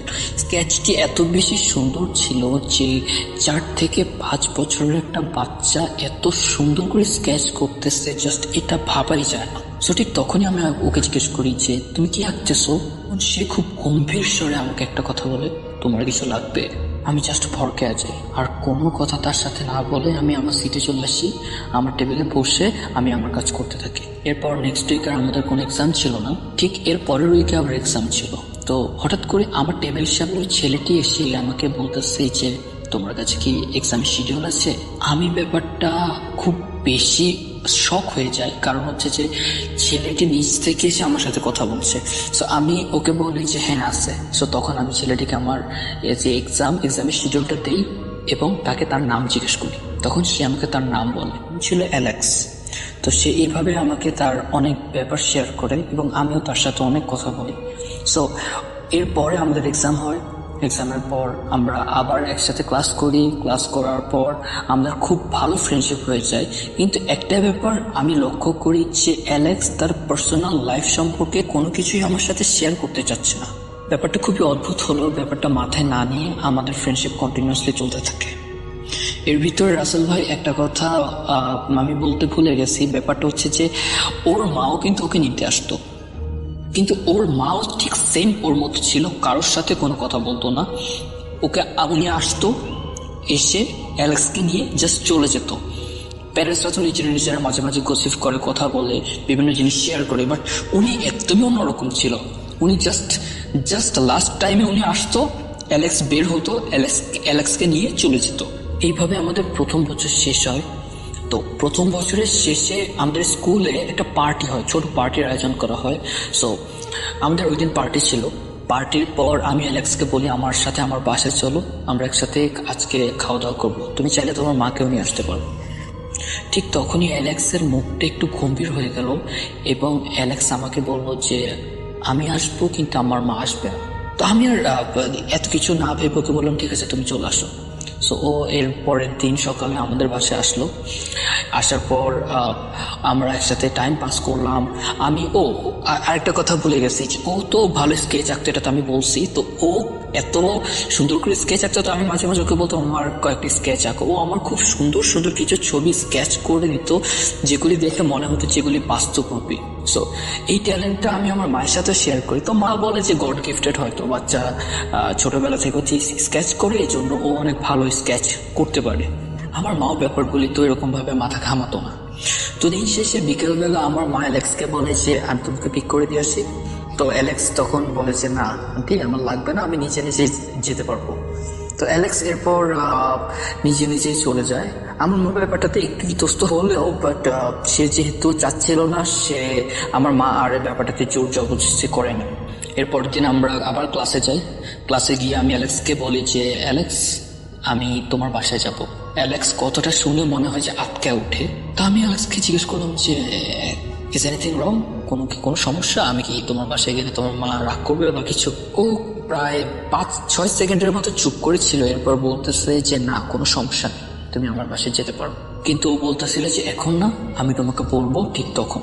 তো এর প্রায় 3 থেকে 4 উইক পর অ্যালেক্স একদিন আমাকে বলে যে কালকে তুমি আমার বাসায় আসবা, আমরা একসাথে লাঞ্চ করবো। পরদিন আমার সানডে ছিল। সো আমি যেতে রাজি হলাম। ইভেন আমার মায়ের সাথে কথা বলে আমি আমার মাকে বলে সকালে আমার মা আমাকে স্কুলের সামনে পিক করে দিয়ে যায়। আমি স্কুলের সামনে এসে দেখি অ্যালেক্স দাঁড়িয়ে আছে। সো আমার মা বলে যে আমি তোমাদের বাসা পর্যন্ত পৌঁছে দিই। অ্যালেক্স বলেছে না সমস্যা নেই, আমরা যেতে পারবো। সো আমার মা ব্যাপারটাতে একটু বেশি চিন্তায় পড়ে যায় যে দুইটা বাচ্চা ওরা কি যেতে পারবে কিনা। তখন অ্যালেক্স বলে যে সমস্যা নেই, বুঝি সামনে আমার গাড়ি দাঁড়া করা আছে, আমার মা আসছে, আমার মা আমাদেরকে নিয়ে যাবে।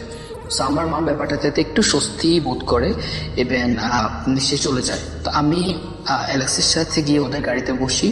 বসার পর অ্যালেক্স আর তার মা কি জানি বলতেছিল ফিস করে। তো আমি পিছনে সিটে বসছি, তো তাই ব্যাপারগুলি আমি ভালোভাবে খেয়াল করতে পারি।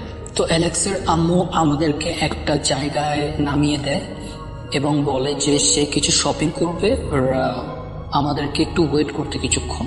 তো দাঁড়ানো অবস্থায় অ্যালেক্স আমাকে কিছু কথা বলে এবং কথা বলার আগে একটা কথা বলে নেয় যে আমি যাতে তাকে কোনো কোশ্চেন না করি। কথাগুলি ছিল এরকম যে তুমি আজকে আমার সাথে আসছো, এই কথাটা তুমি কাউকে বলবা না, তুমি তোমার মাকে জানাইছো, ফাইন, এরপর স্কুলে কাউকে জানাবা না। আর দ্বিতীয় হচ্ছে যে তুমি আমার সাথে যাওয়ার পর যা যা দেখবা তাতে একদম ভয় পাবা না বা একদমই সংকোচ বোধ করবা না। আমি তোমার পাশে থাকবো, তোমার যদি কিছু জানতে হয়, কিছু জিজ্ঞেস করতে হয়, আমার কাছে জিজ্ঞেস করবা, আমি ছাড়া কারোর কাছে কোনো কিছু জিজ্ঞেস করবা না। কথাটা শোনার পর একটু বেশি অবাক হয়ে আমি ওকে জিজ্ঞেস করি যে কেন, কি হয়েছে, আর তোমার বাসায় এমন কি আছে যে কাউকে কিছু বলা যাবে না? সে তখন আমাকে বলে যে তোমাকে আমি বলছি কোনো কোশ্চেন না করতে। একটা বাচ্চা ছেলে এত সুন্দর করে এত ভালোভাবে কথা বলতে পারে এটা ওই বয়সে আমার জানা ছিল না, যার কারণে আমি কোনো প্রশ্ন না করে জাস্ট ওর সাথে দাঁড়িয়েছিলাম। প্রায় 5 থেকে 10 মিনিট পর ওর মা এসে আমরা গাড়িতে করে একটা জায়গায় গিয়ে গাড়িটা পার্ক করি। আর আরেকটা কথা বলে রাখি, পর্তুগালে গাড়ি পার্ক করে মানুষ রাস্তাতে পার্কিং স্লট থাকে, ওইখানে মানুষ গাড়ি পার্ক করে। বাসার নিচে কোনো গ্যারেজ থাকে না। তো গাড়ি পার্ক করে আমি, অ্যালেক্স আর ওর মা একসাথে হাঁটছিলাম। ওর মা সামনে ছিল, আমি আর অ্যালেক্স একসাথে ছিলাম, কিন্তু আমরা কেউ কারোর সাথে কোনো কথা বলছিলাম না। অ্যালেক্সের মা হাঁটতে হাঁটতে একটি জায়গায় গিয়ে থামার পর আমি ওই জায়গার আশেপাশে তাকিয়ে কোনো বাড়িঘর দেখতে পাই না। জায়গাটা ছিল একটি বিশাল এবং প্রায় 80 থেকে 90 বছর বয়সী জৈতুন গাছের নিচে। আমি কারোর সাথে কোনো কথা বলছিলাম না। ঠিক ওই মুহূর্তে অ্যালেক্স আমার হাত ধরে এবং অ্যালেক্সের আম্মু অ্যালেক্সের হাত ধরার পর অ্যালেক্সের আম্মু সেই বড় গাছটিতে তার একটি হাত দিয়ে স্পর্শ করে। একটি সেকেন্ডের ভিতরে মনে হয় আমাদের দুনিয়াটি চেঞ্জ হয়ে যায়। আমি দেখলাম যেখানে আমি আশেপাশে ধুধু মাঠ দেখেছি, ঠিক ওই সময় ওই জায়গাটাতে বিশাল বড় বড় কিছু গাছ, অনেক মানুষ আশেপাশে হাঁটাচলা করছে। ইভেন একটু সামনে গিয়ে সুন্দর একটি বাড়ি। আমি আমার ফ্রেন্ডের কাছে বাড়িটির বর্ণনা জানতে চাইলে সে বলে বাড়িটির আশেপাশে ছিল হলুদ হলুদ কিছু অদ্ভুত ফুলের বাগান, অ্যান্ড সামনে ছিল একটি সুইমিং পুল টাইপের পুকুর। সুইমিং পুল না, বাট পুকুর টাইপের, কিন্তু দেখতে প্রায় সুইমিং পুলের মতো, লাইক ওইটার পানি ছিল হালকা নীল। আমরা হাঁটতে হাঁটতে বাড়িটির সামনে যাই। বাড়ির সামনে গিয়ে দেখে বাড়ির দরজা খোলা। আমরা তিনজন একসাথে ঘরের ভিতর প্রবেশ করি। ঠিক তখন দেখি যে ঘরের ভিতরে একটি লোক। আমার বুঝতে বাকি রইল না এটা হচ্ছে অ্যালেক্সের বাবা। তো অ্যালেক্সের বাবা আমার সাথে কথা বললো খুব সুন্দর করে। আমি ঠিক তখন শকের ভিতরে ছিলাম, কারণ হচ্ছে যে আমার সাথে কি হচ্ছে, আমি কি দেখতেছি, আমি যে কাউকে জিজ্ঞেস করবো আমার সেই বোধ ছিল না, কারণ আমি একটা ছোট বাচ্চা আর আমার সাথে এত কিছু করতেছে, আমি কি বলবো আমি বুঝতে পারতেছিলাম না। ঠিক ওই মুহূর্তে অ্যালেক্সের বাবা আমাকে বলে যে ভয় পেও না। এরপর আমাকে জিজ্ঞেস করে যে তুমি কি খাবা। আমি তখন ওনাকে বলি যে আমি কিছুই খাবো না। এরপর অ্যালেক্স আমাকে বলে যে কিছু খাও, আমরা খেয়ে তারপর বাইরে যাব। এরপর কিছু স্ন্যাক্স আনা হয়, আমরা স্ন্যাক্স খেয়ে তারপর বাইরে যাওয়ার পর খুব ভীতভাবে আমি অ্যালেক্সকে জিজ্ঞেস করি যে কি হচ্ছে। তখন অ্যালেক্স যেসব কথাগুলি বলে সেসব কথাগুলি নেওয়ার মতো পরিস্থিতিতে আমি ছিলাম না। অ্যালেক্স বলে আমি তোমার মতো সাধারণ মানুষ না, আমি একটা জিন। এই কথা শুনে আমি জাস্ট শক হয়ে যাই। ইভেন অ্যালেক্সকে বলি যে আমি কি তোমার কোনো ক্ষতি করছি? ঠিক তখন অ্যালেক্স আমাকে বলে যে না, তুমি আমার কোনো ক্ষতি করোনি, কিন্তু আমার তোমাকে খুব বেশি ভালো লেগেছে, এই জন্য তোমার সাথে আমি ফ্রেন্ডশিপ করি, ইভেন তোমাকে আমি আমার বাসায় নিয়ে আসছি। কিন্তু অ্যালেক্স আমাকে তখন একটা কথাই বলে যে প্লিজ তুমি এই কথা আর কাউকে বইলো না, তুমি যদি বলো তাহলে হয়তো তোমার কিছু হবে না, কিন্তু আমার অনেক বড় সমস্যা হয়ে যেতে পারে। আমি তাকে বিশ্বাস দিয়ে বলি যে আমি কাউকে বলবো না, আর প্লিজ তুমি আমাকে আমার বাসায় ঠিক করে দিয়ে এসো। অ্যালেক্স বলেছে তুমি ভয় পেও না, আমি আমার মা দুইজনে গিয়ে তোমাকে সুন্দর করে তোমার বাসায় পৌঁছে দিয়ে আসবো, আর তুমি এখানে আমাদের গেস্ট, সো প্লিজ এই কথা আর কাউকে বলবা না। তখন আমি একটু সাহস পাই। এরপর অ্যালেক্সকে বলি যে তোমার সম্পর্কে কিছু আমাকে বল। তখন অ্যালেক্স আমাকে বলে যে তার বয়স হচ্ছে 80 বছর, আর সে আরেকটি কথা বলে যে সে যখন মানুষের সাথে বা মানুষদের সাথে চলাফেরা করে তখন তারা একদম নর্মাল মানুষদের মতোই চলাফেরা করে। এই কথাগুলি শোনার পর আমার জাস্ট মাথা ঘোরাচ্ছিল, আমি বিশ্বাস করতে পারছিলাম না নিজের চোখকে, নিজের সামনে যা ঘটছে এইসব ব্যাপারগুলিকে। এরপর অ্যালেক্স আমাকে তার পুরো বাড়িটা ঘুরিয়ে দেখায়, তার আরো 2টা ভাই বোন ছিল তাদের সাথে পরিচয় করিয়ে দেয়। এরপর আমরা অনেক ভালো সময় স্পেন্ড করি এখানে। যখন প্রায় দুপুর সময় দুপুরের সময় আমরা একসাথে সবাই মিলে খাওয়া দাওয়া করি। খাওয়া দাওয়া করার পর একদম যখন বিকাল হয়ে যায় ঠিক তখনই আমি অ্যালেক্সকে বলেছি আমার বাসায় যেতে হবে, আমার মা না হলে আমার জন্য টেনশন করবে। অ্যালেক্স তখন তার মাকে বলে ব্যাপারটা, ইভেন তার মা রেডি হয়ে আমাকে আর অ্যালেক্সকে নিয়ে আবার রওনা দেয়। তো আমরা যেভাবে এসেছিলাম ঠিক সেইভাবেই সেই রাস্তা দিয়েই ঠিক একটা পর্যায়ে গিয়ে অ্যালেক্সের মা হাওয়ার ভিতরে জাস্ট হাতটা উঁচু করে এবং আমরা সেকেন্ডের ভিতরে আবার দেখি ওই গাছের সামনে চলে আসছি। আমার কাছে এই ব্যাপারগুলি এতটা বেশি অদ্ভুত ছিল যে এরপর আমি গাড়িতে ওঠার পর বমি করি। বমি করার পর অ্যালেক্সের মা আমাকে বলে যে, তখন আন্টি আমাকে নিচে বলে যে তুমি এইসব কথা আজকে যা ঘটলো কাউকে বলবো না, তোমার মার জন্য। আমি আন্টিকে বলি যে আমি কাউকে বলবো না, আর আমি তাদেরকে বলি যে আমার যদি কোনো ভুল হয় তাহলে আমাকে ক্ষমা করে দিতে। এরপর অ্যালেক্সের সাথে আমার সম্পর্ক ভালোই ছিল। এর প্রায় 3 থেকে 4 মাস পর আমি এই ব্যাপারটা আমার একটা কাজিনের সাথে শেয়ার করি। শেয়ার করার পর অ্যালেক্স জানতো না আমি যে আমার কাজিনের সাথে শেয়ার করছি, অ্যালেক্স ব্যাপারটা জানতো না। এর ঠিক পরের দিন স্কুলে এসে অ্যালেক্স আমাকে বলে তুমি কাজটা ঠিক করো নাই। আমি তখন অ্যালেক্সের কাছে জানতে চাই যে কোন কাজটা। অ্যালেক্স বললো যে তোমাকে বলেছিলাম যে আমার এই ব্যাপারটা কাউকে না জানাতে, কিন্তু তুমি তোমার কাজিনকে জানিয়েছো, এটাতে আমার অনেক বড় সমস্যা হয়েছে। কি সমস্যা হয়েছে এটি আমি জানতে চাওয়ার পরও অ্যালেক্স আমাকে বলেনি, কিন্তু এরপর দিন থেকে আমি আমার হোল লাইফে আর অ্যালেক্সকে দেখি নাই। ঘটনাটি আমার ফ্রেন্ড আমার সাথে শেয়ার করে কেঁদে দেয়। এরপর এই ঘটনাটির সত্যতা আমি তার কাছে জিজ্ঞেস করবো, সেই পরিস্থিতি আর ছিল না। ঘটনার শেষে জনি লাস্ট আমাকে একটা কথা বলে, সে এখনো ফিল করে অ্যালেক্স তার সাথে আছে, তার আশেপাশেই আছে, কিন্তু সে কখনোই তাকে দেখতে পায় না। কিন্তু সে এটা বিশ্বাস করে এবং ফিল করে যে এখনো অ্যালেক্স তার আশেপাশে মাঝে মাঝে আসে। তো রাসেল ভাই, এই ছিল আমার ঘটনা। ভালো লাগলে সবার সাথে শেয়ার করুন। আসসালামু আলাইকুম। আপনার নামটা প্লিজ একটু বলবেন, তারপরে আপনি কোথা থেকে এসেছেন সেটা বলবেন, তারপর আপনার ঘটনা শুনবো। আমি এরশাদ, উত্তরা থাকি। জি, আসসালামু আলাইকুম লিসেনার্স। আমি আজকে যে ঘটনাটা বলবো এটা আমার এক ফ্রেন্ডের ঘটনা। Due to some specific reason আমি তার নাম বলতেছি না, প্লাস সে কোথায় কাজ করে বা জব করে এটা বলছি না। আমি অনেক কষ্ট করে ওর কাছ থেকে পারমিশন নিয়েছি এই ঘটনাটা বলতে পারি লিসেনারদের শোনানোর জন্য। It's a love story with the journey.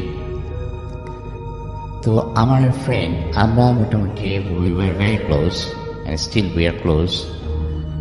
এরকম ও উত্তরা থাকে, জাস্ট আমরা আমাদের পরের লেনে। উত্তরা বাসাগুলো সাধারণত ব্যাক টু ব্যাক হয়ে থাকে, লাইক আমাদের বাসার পিছনের দিকটা দেখা যায় ওদের বাসার পিছনের দিকটা সেম। সো ও যে লেনে থাকে, আমি জাস্ট তার পরের লেনটা থাকি। আমাদের এরকম প্রত্যেক দিন কথা হয়, আমাদের ফ্রাইডেতে হলিডেতে তো আমাদের কথা হয়। তো সাডেনলি 2-3 দিন ওর কোনো খবর নেই।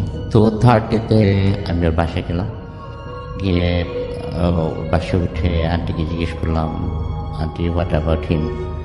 তো আন্টি বলছে যে কি জানে বাবা, ওর কী হয়েছে, সারাদিন শুধু ঘুমায়। তো আমি বললাম সারাদিন শুধু ঘুমায় কি অসুস্থ? বলে না, অসুস্থ না, কিন্তু ও খাওয়া দাওয়া করে না, সে সকাল থেকে ঘুমায় আর উঠে রাত 11টা-12টার দিকে, তারপরে কি করে না করে আমি তখন ঘুমে যাই, আবার সকালের দিকে ঘুমায়। আচ্ছা, তখন দেখলাম যে আসলে ঘুমাচ্ছে, কিছু না বলে চলে আসছি, অফিসেও যায় না। তারপরে আবার 2 দিন পরে লাইক 5th ডেটে আমি গেলাম এবং ওই যে মোটামুটি আমি আন্টিকে বললাম যে aunty I want to see him. Aunty বলে হ্যাঁ বাবা, দেখো কি হয়েছে, একটু দেখো, উঠাতে পারবে না? তো আমি কি ওকে মানে অনেকবার টাকাটাকি করলাম। সো দেখলো আমাকে, তাকালো, আবার ঘুমিয়ে পড়লো। তখন আমি করলাম কি একটু মানে বাথরুম থেকে পানি এনে ওর চোখে মারলাম। তখন সে আমার সাথে একটু মিসবিহেভ করলো, মানে বিহেভ করে যে প্লিজ আমার একটু ঘুমাইতে দেয়, আমি সারা রাত ঘুমাতে পারি, এমনি খুব যন্ত্রণার মধ্যে আছে। সাধারণত সে এটা করে না, এটা আমাদের অনেকদিন ফ্রেন্ডশিপ, এটা ইজ ভেরি আনইউজুয়াল, সেটাও করলো। তখন আই ওয়াজ রিয়েলি শকড। আমি কিছু না বলে আমি আন্টি বললাম, আন্টি আসলে মনে একটু টায়ার্ড আর কি, আমি ঠিক বুঝতে পারলাম না, তো দেখি আমার কয়েকদিন পর আসবো। এরকম করে আরো কয়েকদিন চলে গেল। সো তো যেহেতু সে আমার সাথে দ্য ফার্স্ট টাইম কোনোটা একটু মিসবিহেভ করলো, এই জন্য আমি ইচ্ছে করে একটু আই ওয়াজ বিট শকড, আমি ইচ্ছে করে যাইনি। কিন্তু ওর ফোনে যখন ফোন করে অলওয়েজ এটা বন্ধ পাচ্ছি, দিনের বেলা বন্ধ পাচ্ছি, রাতের বেলা বন্ধ পাচ্ছি, এরকম করতে করতে প্রায় 15 ডেতে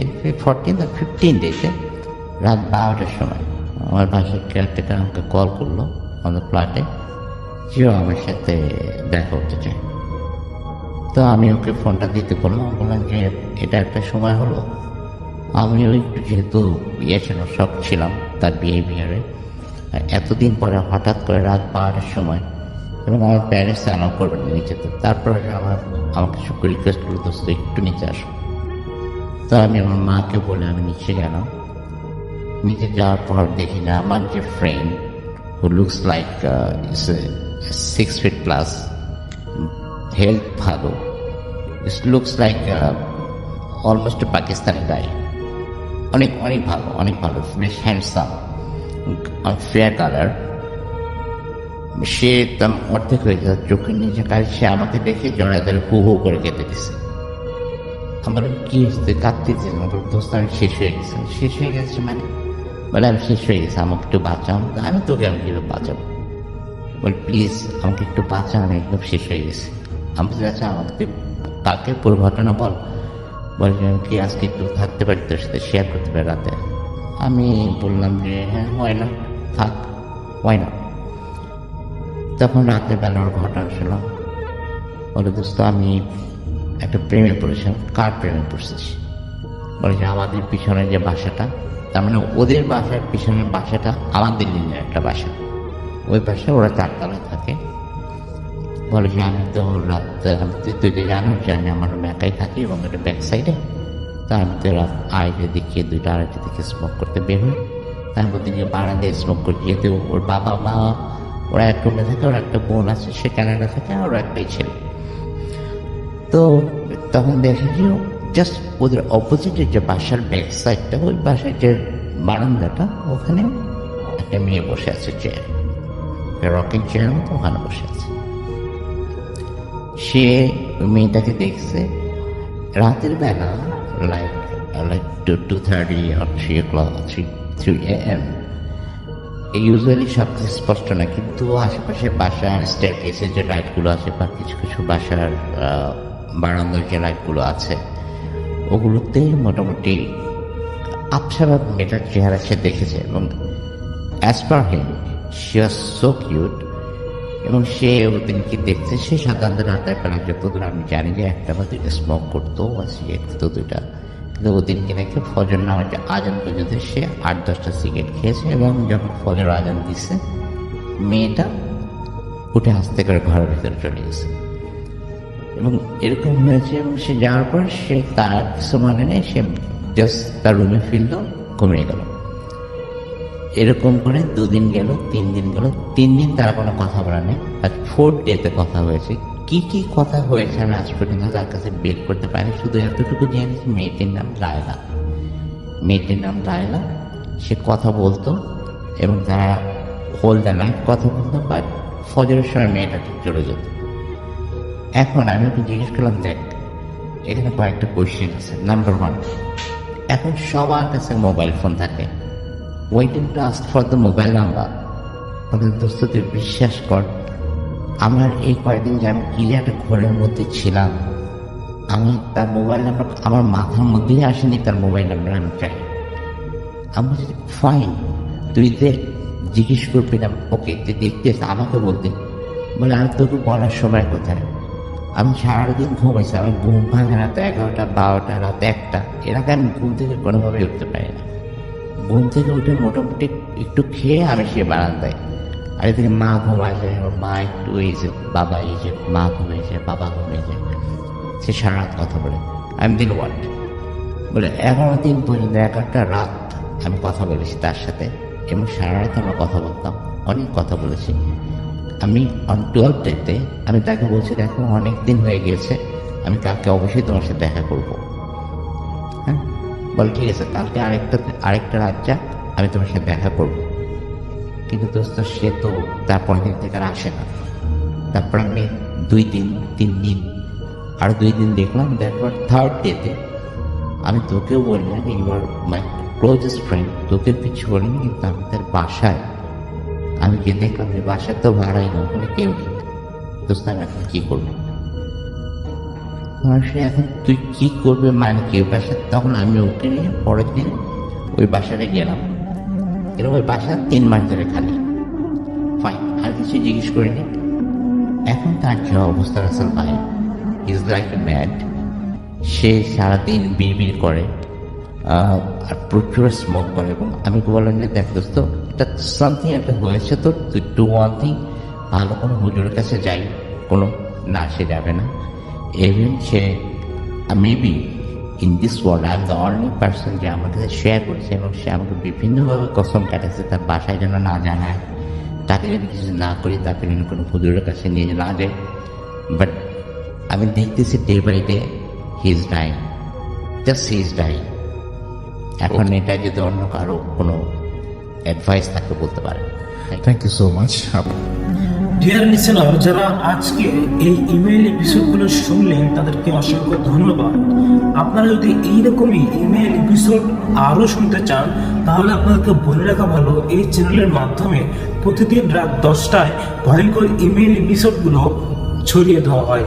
দর্শক শ্রোতা, যারা আমাদের এই ইমেইল এপিসোডগুলোকে ভালোবাসেন তারা অবশ্যই এই চ্যানেলটিকে সাবস্ক্রাইব করবেন, কেননা প্রতিদিন রাত 10টা মানেই এই চ্যানেল থেকে ভয় ছড়িয়ে দেওয়া এবং আপনাদের রহস্যমূলক ঘটনা উন্মোচন করার একমাত্র উদ্ধারই হচ্ছে আমাদের টপ ভোট এফএম।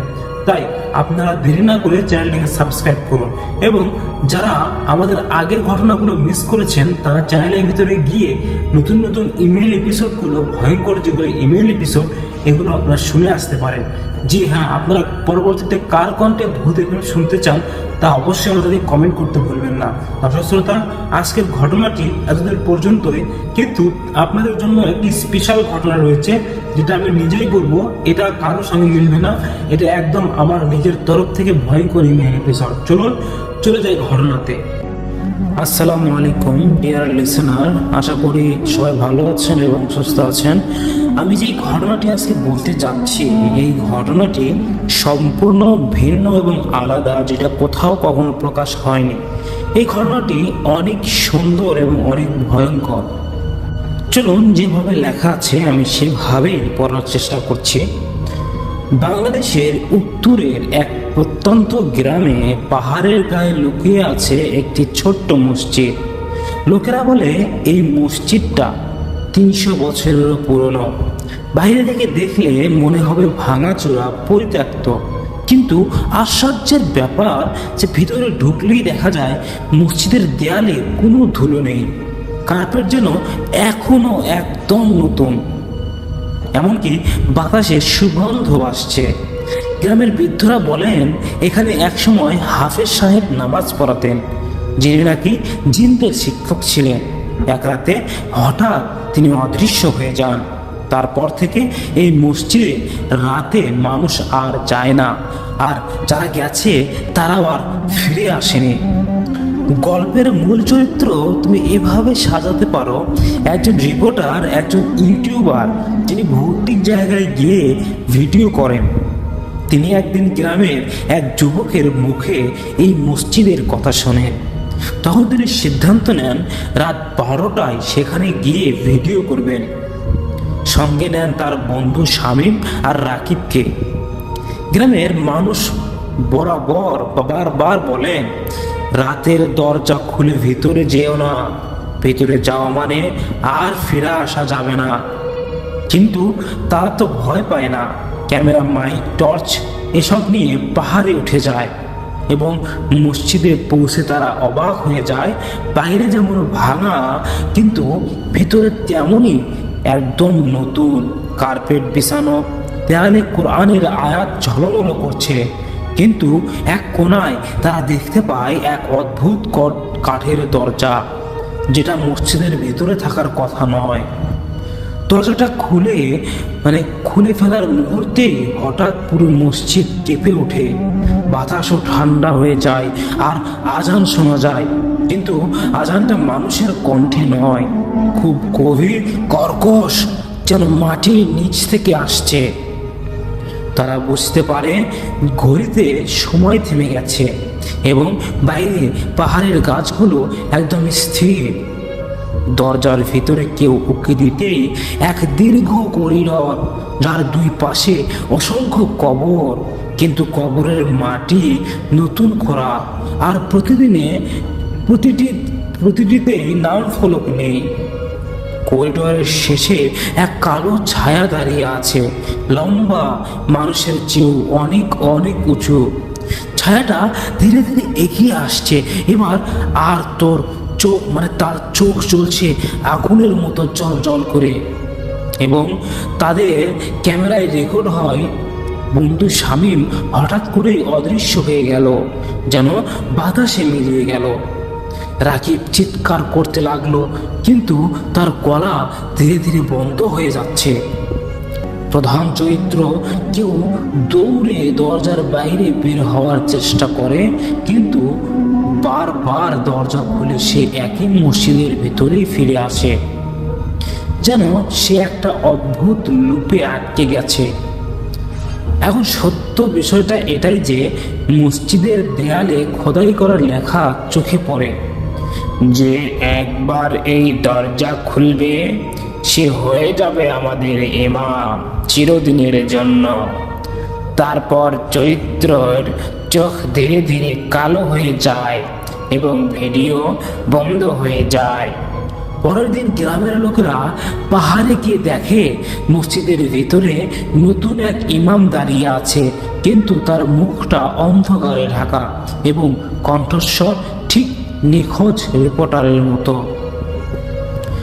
লিসেনার, এই ঘটনা তারপরে যে মসজিদের ভিতরে দাঁড়িয়ে প্রধান চরিত্রের দিকে সবাই তাকায়, সেই সেই রিপোর্টার হইতে গিয়ে তিনি ইমাম হয়ে গেছেন। তাহলে আয়াতগুলো ধীরে ধীরে মুছে যাচ্ছে, অক্ষরগুলো গলে গিয়ে কালো তরলে পরিণত হচ্ছে, যা ধীরে ধীরে কার্পেটের উপর ছড়িয়ে পড়ছে। এমন সময় দূরে আজানের মতো একটা সুর শোনা যায়, কিন্তু এবার সেটা বিকৃত, কখনো মানুষের কণ্ঠে, কখনো পশুর গর্জনে, আর কখনো মাঝে মাঝে মনে হচ্ছে কোনো এক মৃত মানুষের ফিসফিসানি। শামীম আর রাকিব নেই, চারিদিকে শুধু প্রতিধ্বনি। হঠাৎ মেঝে ফেটে যায় আর সেখান থেকে হাত বের হয়, হাড়ের হাত, শুকনো কঙ্কাল সার, প্রতিটা হাতে তাসবিহ, কিন্তু তাসবিহের দানাগুলো মানুষের দাঁত দিয়ে বানানো। সে দেখতে পায় মসজিদের মেম্বারে একজন দাঁড়িয়ে আছে, মাথায় টুপি, গায়ে সাদা জুব্বা, কিন্তু পা নেই। তার নিচের অংশ ঝাপসা ধোয়ার মতো। ইমামের চোখ লাল, মুখে হাসি অস্বাভাবিক চওড়া। সে ধীরে ধীরে বলে, আজ থেকে তুমি আমাদের ইমাম, তোমার নাম হবে মৃতদের তালিকায়। তারপর হঠাৎ করে দেয়ালের এক পাশ থেকে রক্তে ভেজা শামীম বেরিয়ে আসে, কিন্তু সে জীবিত নয়, আর তার চোখ নেই, আর মুখ দিয়ে শুধু একটি বাক্য বের হচ্ছে, আমরা ফিরতে পারিনি, তুমিও পারবে না। এদিকে এভাবে কথা বলার পাশাপাশি পাশের দিক থেকে রাকিব আসে, কিন্তু তার শরীর অর্ধেকটা কেটে গেছে, তবু সে হাঁটছে। তার কাটা অংশ থেকে গরম ধোঁয়া বেরোচ্ছে, আর তাতে কোরআনের উল্টো আয়াত শোনা যাচ্ছে, যা আসলে পড়ার মতো নয়, শুধু এক বিকট শব্দের মতো। প্রধান চরিত্র দৌড়ে দরজার দিকে যায়, প্রধান যে ইমাম ছিল সে দরজা ঠেলে খোলে, কিন্তু বাইরে আর পাহাড় নেই, বরং অসীম কবরের সারি। প্রতিটি কবরের ওপরে একটা লণ্ঠন জ্বলছে, আর প্রতিটি লণ্ঠনের ভিতর থেকে ছোট মানুষের মাথা ঘুমিয়ে আছে। সে দেখছে নিজের নামও একটি কবরের ফলকে খোদাই হয়ে গেছে, মৃত্যুর তারিখ আজকের রাতে, এবং দূরে সেই লম্বা কালো ছায়া এগিয়ে আসছে, কিন্তু এবার তার মুখ দেখা যাচ্ছে না। মানে মুখ দেখাই স্পষ্টভাবেই যাচ্ছিল, কিন্তু আবার আবছা। সেটা একসাথে শামীম আর প্রধান চরিত্রের মুখের মিশ্রণ। ছায়াটা বলে, তুমি গল্প শেষ করবে, কিন্তু শোনাবে কে, বাঁচাবে? মানে এখানে এইভাবে লিখেছিল ছায়াটা, তুমি ঘটনা শেষ করবে কিন্তু শুনবে না, কে বাঁচবে? তারপর সবাই আলো নিভিয়ে যায়, শুধু রেকর্ডিং এ শোনা যায় এক কদম, মানে একদম বন্ধ হওয়ার শব্দ, আর ধীরে ধীরে এক ভৌতিক হাসি। পরের দিন গ্রামের সবাই দেখে মসজিদের ভিতরে এক নতুন ইমাম দাঁড়িয়ে নামাজ পড়াচ্ছেন, কিন্তু তার চোখের ভিতরে অন্ধকার, কোনো সাদা একবারে কোনো চোখ নেই বললেই চলে। গ্রামের বাইরের কবরস্থানের হঠাৎ নতুন 3টা কবর দেখা যায়, তাদের কোনো চিহ্ন নেই, শুধু কবরের মাটির নিচ থেকে মেঝের মাঝে মাঝে হাসির শব্দ ভেসে আছে। সরি, আমি ঘটনাটি আরো দীর্ঘ করতে চেয়েছিলাম, কিন্তু আমার যে এই সমস্যাটা হচ্ছে, আমি ঘটনাটি বলতে পারছি না। তো এই ঘটনাটি অনেক বড় এবং অনেক ভালো ছিল, আপনারা শুনলে মজা পাইতেন, তারপরে ঘটনাটি বলতে পারতাম আমিও। যাই হোক, আজকের ঘটনাটি এখানে শেষ করলাম। সবাই ভালো থাকবেন, সুস্থ থাকবেন, আর আমার এই শারীরিক যে কন্ডিশন, এই জন্য আমি মাফ চাচ্ছি। ঘটনার মধ্যে অনেক বিকৃতি একটা সাউন্ড আসতেছে, আমি না শেষ করে পারছি না, আমি অনেক কষ্ট হচ্ছে। সবাই ভালো থাকবেন, সুস্থ থাকবেন, দেখা হচ্ছে নেক্সট কোনো ইমেল এপিসোডে। আর আপনারা তো জানেন প্রতিদিন রাত 10টায় এই চ্যানেলের মাধ্যমে ভয়ঙ্কর ঘটনাগুলো ছড়িয়ে দেওয়া হয়। ধন্যবাদ, থ্যাংক ইউ আপনাকে, ভালো থাকবেন। ডিয়ার লিসেনার, আজকের ইমেল এপিসোডগুলো যদি আপনাদের ভালো লেগে থাকে তাহলে চ্যানেলটি অবশ্যই সাবস্ক্রাইব করবেন, এবং আমি কিন্তু প্রতিদিন রাত 10টায়, রাত 11টায় আপনাদের সামনে ভূত FM তুলে ধরে থাকি। ডিয়ার লিসেনার, আমার এই চ্যানেলটি আপনারা অবশ্যই সাবস্ক্রাইব করবেন, কারণ লং ভূত FM মানেই আপনাদের ঘুম নিদ্রার যাত্রা কমে যাওয়া এবং আপনারা ভয়কে আঁকড়ে ধরা। লং ভূত FM সবসময় আপনাদের মন মতো, আপনাদের চাহিদা মতো যেই ঘটনাগুলো অনেক ভয়ঙ্কর ঘটনা, সেই ঘটনায় তুলে ধরা হয়। ডিয়ার লিসেনার, চলে যাবো আরো একটি ঘটনায়, তারপরে আসছে আবারও ফিরে। আমাদেরকে একজন ঘটনা পাঠিয়েছেন। ঘটনাটি এইভাবে লেখা যে, আমি নজরুল, আজ শোনাবো আমার একটি ভয়ের অভিজ্ঞতা। সেদিন পুরনো জমিদার বাড়ি গেটটা মরিচা ধরেছে, এবং এই মরিচা ধরা গেটে আর তোমাদের মতো ডেকে উঠল সেই গেট। নিকোষ কালো রাত, জোনাকির টিমটিমে আলো, এবং অনেকটা অগণিত চোখের ভয়ের চাহনি। দীর্ঘ পথ একা হেঁটে আসার ক্লান্তি, শরীর আমার অবশ, কিন্তু আজ মনের আনাচে কোনাচে কিলবিল করছে কিছু অজানা ডর, বলতে পারেন আতঙ্ক। ভিজা ঘাসের গন্ধ আর স্যাঁতস্যাঁতে দেওয়ালের স্পর্শে মনে হচ্ছে শীতল হাতের আলিঙ্গন। হঠাৎ দূরের ঝোপঝাড় থেকে ভেসে আসে কোনো এক বাচ্চা মেয়ের গলার সুর। শুনতে আমার বুকের রক্ত হিম হয়ে যায়। পায়ের পাতাটা মনে হলো শিকড় ধরে গেড়ে গেছে, পা কিছুতে আর চলছে না। তবুও মনের অজান্তে আমি কোন দিকে যেন হেঁটে চলতে শুরু করলাম। বলতে পারেন কোনো আবেগ, কোনো অমোঘ টানে এগিয়ে যাচ্ছি অন্ধকারের গভীরে। আমি নিশ্চিত হয়ে গেলাম কি হতে যাচ্ছে। তবে কি এটাই এর শেষ রহস্য, যা বহু বছর ধরে ঘুমিয়ে আছে এই পরিত্যক্ত ভিটেতে? এসব কি আমার মনের ভুল, নাকি ক্লান্ত মস্তিষ্কের বিভ্রম? ভাবনার মাঝে হঠাৎ কাদার উপর পাতলা ছোট্ট পায়ের শব্দ আমার দিকে তেড়ে আসছে। যদি বলেন ধীরে ধীরে সেই শব্দটি বেড়ে চলেছে, মনে হয় আমাকে স্পর্শ করবে ভাব।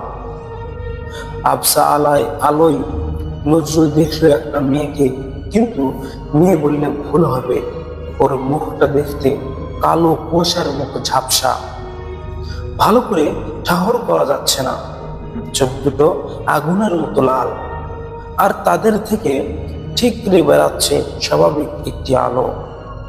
নজরুলের জীবনে এমন দৃশ্য দেখেনি কোনোদিন। তার বুকের ভিতরটা হঠাৎ ছাপ করে উঠল। এটাকে মেয়ে বলা তো দূরের কথা, মানুষও বলা যাবে না। ভয়ে তার শরীর হিম হয়ে যায়, রক্ত জমে বরফ হয়ে গেল, পা দুটো অবশ মাটিতে গেঁথে গেছে। তবুও প্রাণের মায়া বড়, বহু কষ্টে নিজেকে এই সম্মান করে থেকে ছড়িয়ে নিয়েছে নজরুল।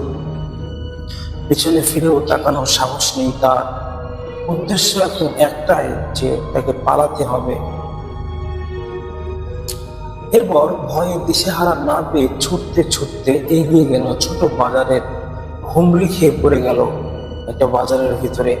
তখন দুটো চায়ের দোকান আর মুদির দোকান, এখানে মুদির দোকানের কিছু লোক এখানে ছিল। আর রাতের বেলা প্রায় জনশূন্য, মানুষ নেই কোনো। কয়েকটা টিমটিমে আলো মিটমিট চলছে, আর আমি চারিদিকে আমরা একটা গা ছমছমে স্তব্ধতা। নজরুল পড়ে গিয়ে হাঁপাচ্ছে, তার সারা শরীর থরথর করে কাঁপছে, দমটা এখন আটকে এসেছে বুকের ভিতরটা, এক্ষুনি মনে হয় ফেটে যাবে। বছরের বাজারের দুই কয়েকজন লোক ছুটে এসে তাকে তোলার চেষ্টা করতে লাগলো। তাদের মুখে উচ্চারিত শব্দ নজরুলের কানে ধাক্কা খাচ্ছিল। তখন কি হয়েছে? নজরুল কথা বলার মতো অবস্থায় নেই, ওর চোখ দুটো ঝাপসা হয়ে এসেছে। চারপাশে জ্ঞান হারানোর আগে সে শুধু মনে করে পালাতো, এবং সেই জ্বলন্ত চোখ দুটো তার দিকে তাকিয়ে আছে। ওর ভিতরে সবটুকু আলো শুষে নিতে চাইছে। পরের দিন সকালে জ্ঞান ফিরল নজরুলের।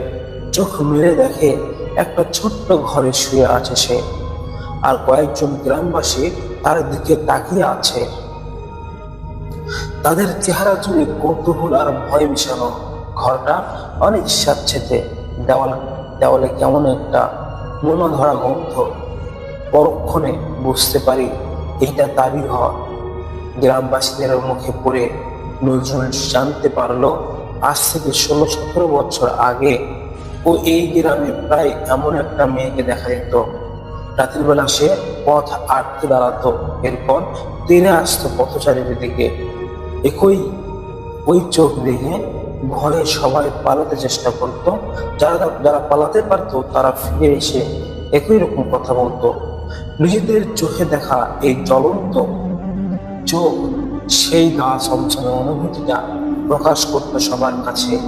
কিন্তু যারা পালাতে পারতো না, তাদের পরের দিন সকালে ওই রাস্তায় কাদার তলায় মাথা এবং পা উপরের দিকে দেখা যেত। যখন বৃষ্টির মৌসুম থাকতো না, তখন মাটির নিচে মাথা ঢুকিয়ে রাখতো। এরপর থেকে আর কি শুরু হয় গা শিরশির করা আতঙ্ক পুরো গ্রামে। অনেক বছর তাকে আর দেখা যায়নি। গ্রামের বুড়ো বলে এতদিন পর সে আবার কেন ফিরে এলো? এই প্রশ্নের উত্তর কারো জানা নেই। কেন ফিরে এলো এই প্রশ্ন কাউকে বলতেও পারছে না সেই মুরব্বীটি। তবে যতটুকু জানে তা হচ্ছে কিভাবে ভয় পেতে হয়, মানে ভয়টা মুহূর্তের সবার মাথার মধ্যে গেঁথে গেছে, যে হঠাৎ কখনো এমনি আবারও আসে। আজ মাগরিবের আজান দিতে গ্রামের লোকেরা ভয়ে নিজেদের বাড়ি ঘরের দরজা বন্ধ করে দিয়েছে। চারিদিকে শুনছান, বলা চলে একটা মৃত্যুপুরী পাখিরাও ডাকছে না, মানে মৃত্যুপুরীর মতো একটা পাখিও ডাকছে না। তারপর হঠাৎ শুরু হয় জোর বৃষ্টি আর কান ফাটানো বিদ্যুতের ঝলক। আকাশ ফুরে নেমে আসছে ভয়াল কোনো বার্তা। প্রকৃতির এই রৌদ্রগুলো গ্রামের আতঙ্ককে আরো বাড়িয়ে তুলেছে। নজরুলের শরীরটা এখন দুর্বল, জ্বরটা কমেনি। দুর্বল শরীরে সে বিছানায় শুয়ে আছে, আর বাইরের দুর্যোগ তার মনে আরো ভয় ধরাচ্ছে। ঘরের ভেতরটা অন্ধকার, আর সেই অন্ধকারে তার কল্পনা শক্তি আরো উদ্ধত হয়ে উঠেছে। এমন সময় জানালা ঠক ঠক করে আওয়াজ। প্রথমে খুব আস্তে আস্তে কেউ আঙুল দিয়ে টোকা মারছে, তারপর একটু জোরালো। এবার কেউ জানালায় ধাক্কা দিচ্ছে। নজরুলের ভিতরটা দবক দবক করছে বুঝে। তখনই জানালা দিয়ে তৃতীয় পর্ব মানে আমি এখন বলতে যাব। তো এখন ওই এ তো ভয় পেয়ে গেছে যে আমার সাথে এত কিছু হয়ে গেল, মনে হয় সেই মেয়েটি আবার আমার কাছে এসেছে, এই তো ভয় পেয়ে গেছে। তারপর শরীরে যতটুকু শক্তি ছিল সব এক নিঃশ্বাসে উঠে গেছে। কাঁপুনি শুরু হলো আমার। উফ, মনে হচ্ছে কয়েকখানা থেকে পালানোর ভূতেরা তাণ্ডব শুরু করেছে। মানে সবসময় ঠক ঠক ঠক শব্দ করছে এবং আস্তে আস্তে তীব্র হচ্ছে সে শব্দটি। আমি দ্রুত বিছানা ছেড়ে নামলাম। পা দুটো তখন থরথর করে কাঁপছে আমার। অতি সাবধানে চোরের মতো পা টিপে টিপে দরজার দিকে গেলাম এবং ভেতর থেকে শক্ত করে ছিটকানিটা তুলে দিয়ে দরজার সামনে দাঁড়ালাম। ভাবলাম হাতটা এমন করে ছিটকানি তুলে দিলাম যে ধরেছি এই নড়ে কাঠের পাল্লা নিউক্লিয়ার বোমার হাত থেকে বাঁচিয়ে দেবে আমাকে। এইভাবে আমি চুগাপ করে দরজাটা লাগালাম। দরজার কাছ থেকে ঘুরে জানালার উঁকি দেওয়ার তো প্রশ্নই ওঠে না, শুধু কান খাড়া করে দাঁড়িয়ে রইলাম। হার্টবিট তখন দেহে ছাটার মতো চলা শুরু করছে, টুকটুক টুকটুক টুকটুক করে। বাইরের শব্দটা এবার আরো জোরালো হলো এবং বাইরে থেকে সজোরে ধাক্কা দিচ্ছে জানলা। ধুম ধুম জানালা ভেঙে মনে হয় চৌচির করে দেবে। ভয়ে আমার কপাল বেয়ে ঘাম বেরোচ্ছে ঝিরঝির করে। গলা শুকিয়ে কাঠ। চিৎকার করে কিছু বলতে চাইলাম কিন্তু স্বর ফুটলো না।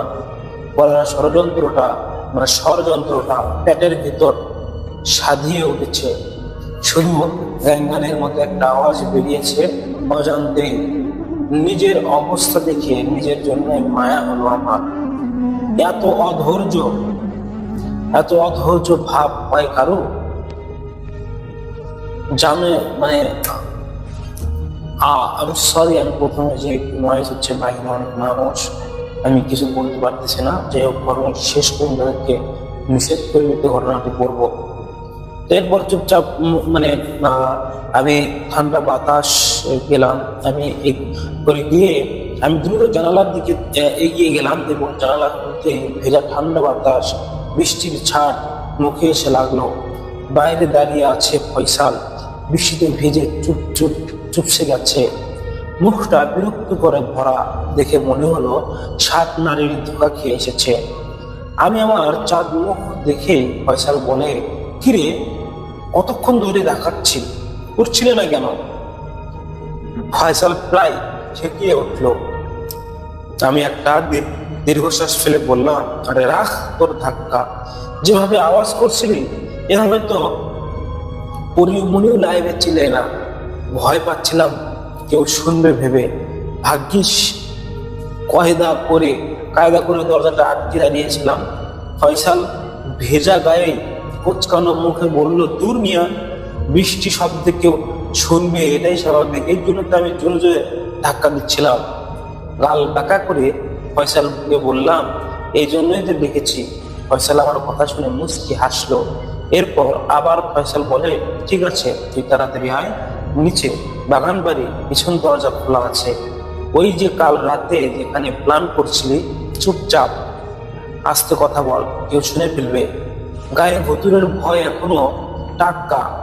তুই বাগানের পিছনে পাঁচিলের কাছে অপেক্ষা কর, আমি এক্ষুনি আসছি। ফয়সাল জানালা থেকে বাগানের দিকে চলে যায়। আমি ঘরের আলোটা নিভালাম এবং বাইরের টিপটিপ বৃষ্টি আর দমকা হাওয়ায় গ্রামের সমস্ত বাড়ির পিনপতন নিস্তব্ধতা। ভূতের ভয়ে সবাই আজ ঘরের ভিতরে সরিয়ে আছে, কি শব্দও নেই। আর এই সুযোগটাই কাজে লাগাতে যাচ্ছি আমরা। আলমারি থেকে তেলের শিশিটা বের করলাম। গায়ে তেল মাখতে মাখতে মনে মনে বললাম, ধন্যবাদ হে পুরনো গল্পের ঘটনি আর আমার সাজানো ভূতকে। লোক মুখে শোনা ঘটনি গল্প না থাকলে এইটা সম্ভব হতো কি?